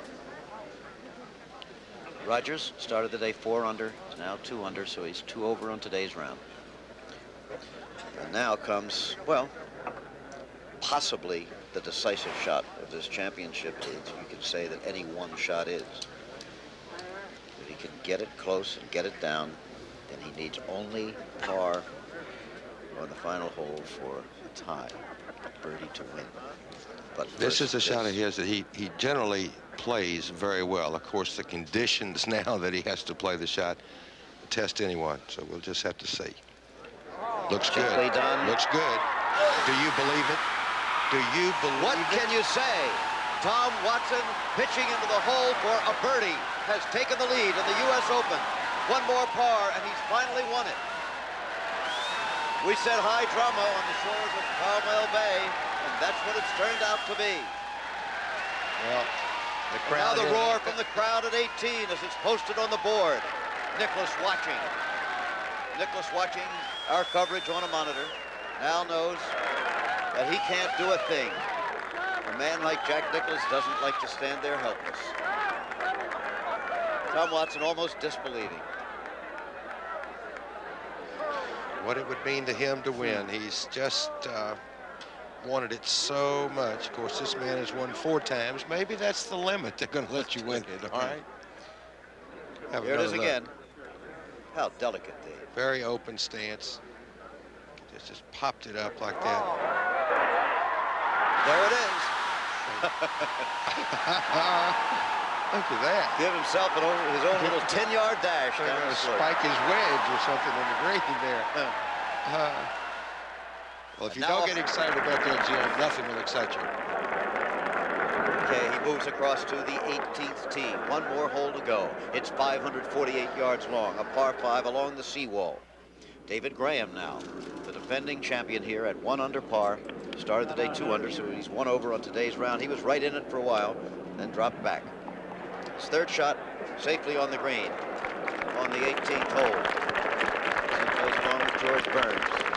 He's had a bad day today. Burns 7 over for today. Now back down to where Watson makes that long final walk. He's made it in the Crosby tournament and won.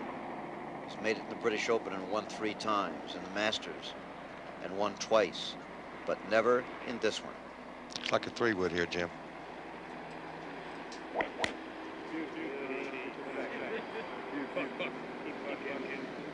That ball's right at the big tree.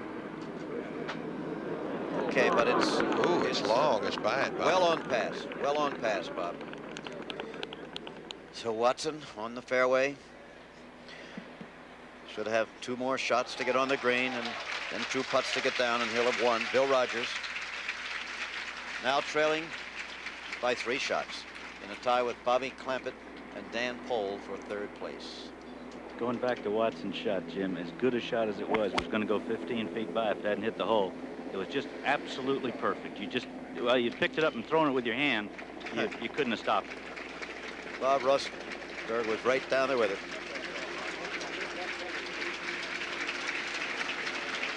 Soon there will only be two players left on the golf course, Rogers and Watson. Applause for David Graham as we prepare for one more break, and we'll be back for the finish of the Open. Back to the 18th green, the 72nd hole of this year's Open Championship. The defending champion, David Graham, putting for a birdie. Just to go 2 under.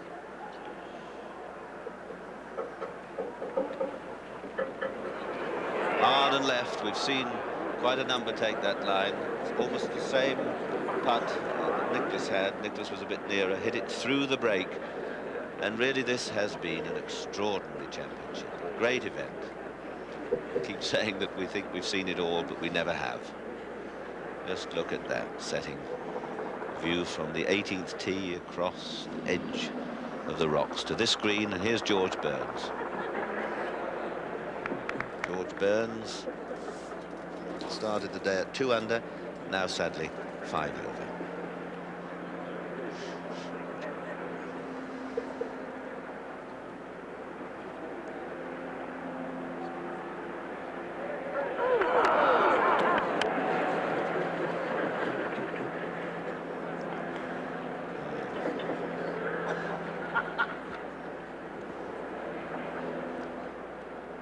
Still, Watson coming up behind has to play this hole in par.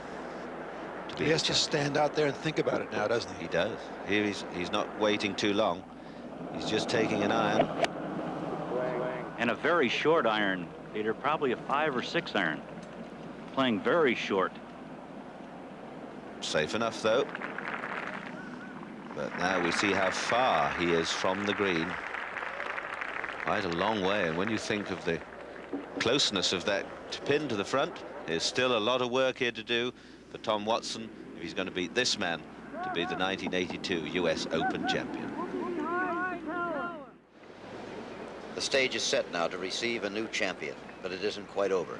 Bill Rogers must hit first, then Tom Watson. He must get safely on the green and down in 2 putts to win the US Open.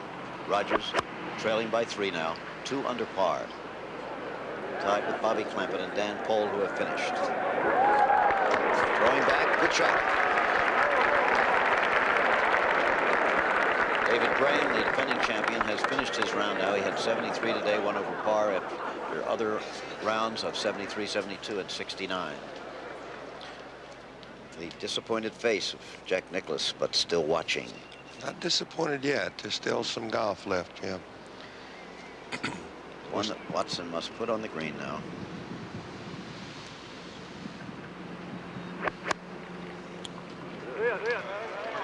Good looking shot in the air. Let's see. Good. There you have it. All right. Should be able to get down in 2. Isn't this something for this young man? Only caution we would make is that we've seen several people up on the high side there go past, including Jack Nicklaus, who had to make a tough one coming back. But let's listen to them now. When he nears the green, I'm sure they'll let Tom Watson of Stanford University let him know that they like him here. Welcome to the 18th, Tom.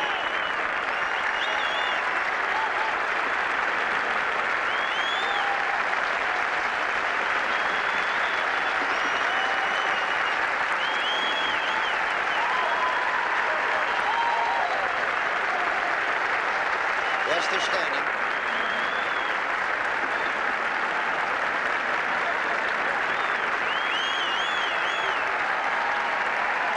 Listen to that.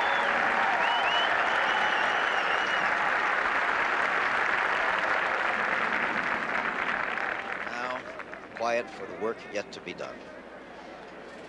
Rogers will putt first and will probably putt out, and then let Watson finish it up. Almost 8 o'clock back east in the United States, well after midnight in Great Britain. and Ireland. They're watching also. Australia, Japan is taking the feed. As you look at some of the other scores. Here, many thousands up in the tower with us. Former President Gerald Ford. All eyes on one man in a minute.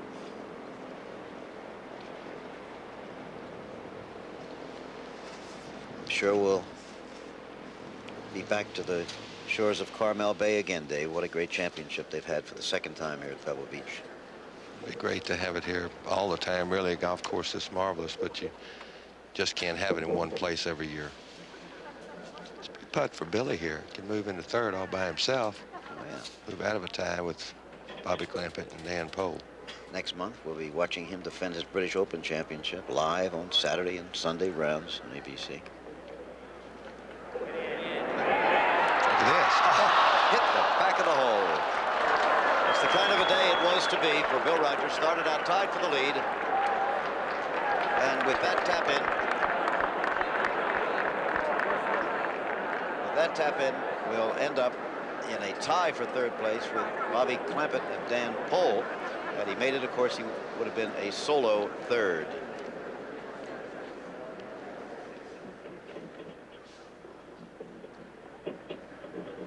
For Bill Rogers, a round of 74 today, after earlier rounds of 70, 73, and 69.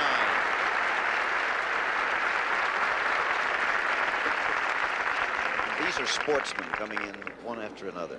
Nicklaus, Rogers, and now Watson.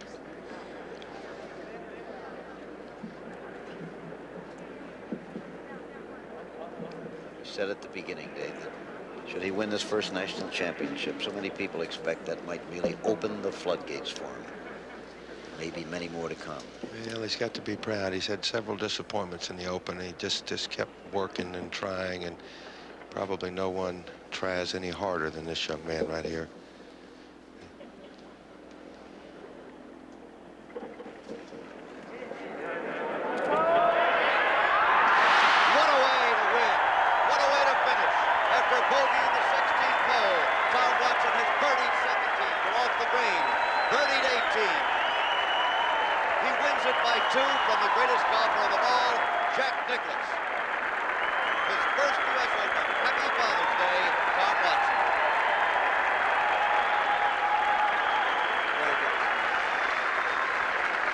Just terrific. Marvelous.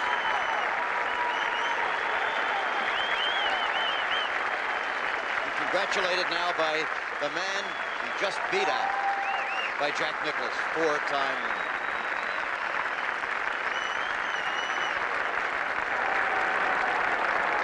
There's his wife, Linda, who is expecting another baby come late next fall. They're already the parents of young Margaret Elizabeth, Meg as they call her. David Graham, the defending champion, congratulating him. As I said, when you talk about sportsmen, you must say the game of golf. Sandy Tatum there. Yes. Past president of the USGA and a very good friend of Tom's.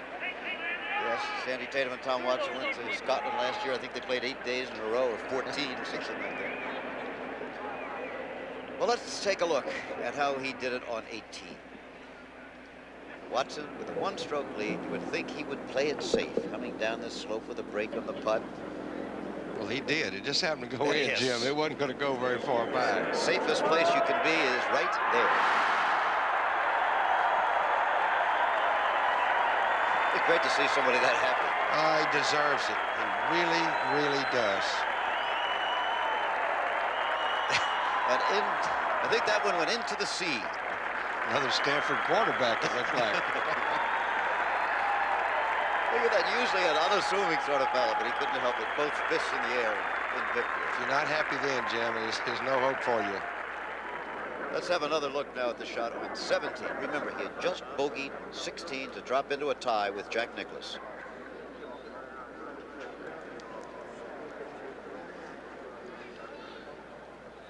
We're so glad we came to see this.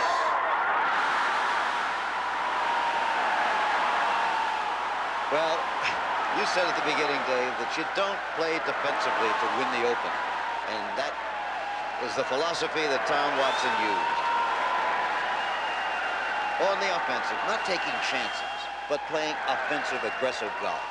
Just play the shot that needs to be played to get you there. Look at this. Run out and I'll hit you with a long one. Okay. Oh, it's hard to realize it's over. It really is. It's just been such an exciting and warmly thrilling weekend. Nicklaus again and David Graham.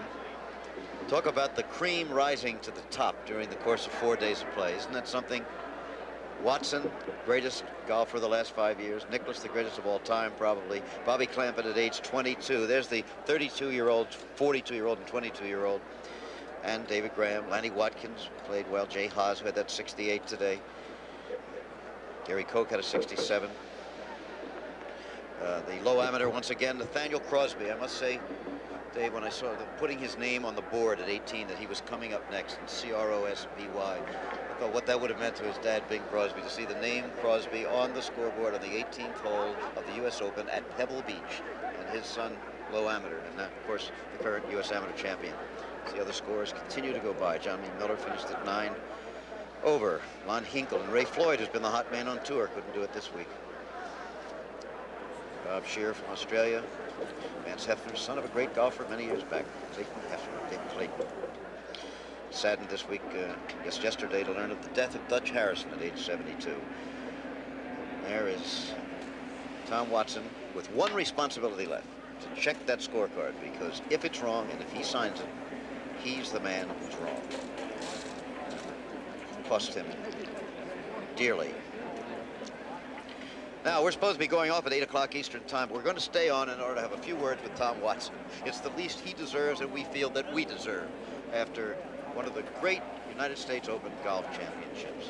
What he's doing, Jim, he's going over the mind in his round. He had someone else hold the card, and he was calling the scores back, because you can't imagine how your mind is at this moment, trying to put everything together. As you point out, he's got to have the correct score down. By the way, the program that's coming on following us will not be joined in progress. It will come on at the beginning, Caravan, and you'll be seeing the entire film, so don't worry about that. Just stay with us for a word with Tom Watson. Just be a couple of minutes. 5 years ago, in Turnberry, Scotland, this man and Jack Nicklaus, head-to-head for the last 36 holes, had what amounted to match play. Nicklaus shot 65, 66. Watson shot 65, 65, and won by a single shot. It was very much like that in the closing holes today. As we await Tom, we should certainly mention in this case that the executive producer of ABC Sports is Rune Arledge, and that the coverage of this Open was produced by Chuck Howard, directed by Terry Jastrow, Jim Jeanette, and Bob Goodrich. What a job they all did. Those pictures were amazing. Technical directors Werner Gunther, Ernie Buttleman, Johnny Allen, and Gary Larkins. Now down to Jack Whitaker. All right, ladies and gentlemen, here's our new national champion, Tommy. How are you? I am just feeling on top of the world, Jack. I can't explain to you what it means to win the U.S. Open here at Pebble Beach. I know it's been in the back of your mind. You told us Friday you had to be more positive, less tentative, and you went out yesterday and today and did just that. How about the 17th today? Well, 17, I don't know what happened. I felt fairly calm over the chip. I had a good lie, although it was on the downslope, and I practiced that shot hours and hours and hours, and it just happened to go in the hole. I told my caddy, I said, I'm not going to try to get it close, I'm going to try to make it, and that's what I did. You drove so well today, except at 16, and that's right. I hit a good tee shot at 16. I just didn't aim it properly. I got it set up a little bit to the right, which has been my problem most of the week in the first couple of rounds, but I corrected it in the last couple of rounds. I drove the ball very well today. You played very well today. Another thrilling duel between Nicklaus and Watson. I hope it goes on for another 10 years. Thank you, Jack. Terrific, Tommy. Thank you very much, and congratulations. Happy Father's Day, Dad. All right, Jim. Okay. I think that says it all in a final look at Jack Nicklaus, who fought so nobly. Again, the 1982 U.S. Open champion is Tom Watson.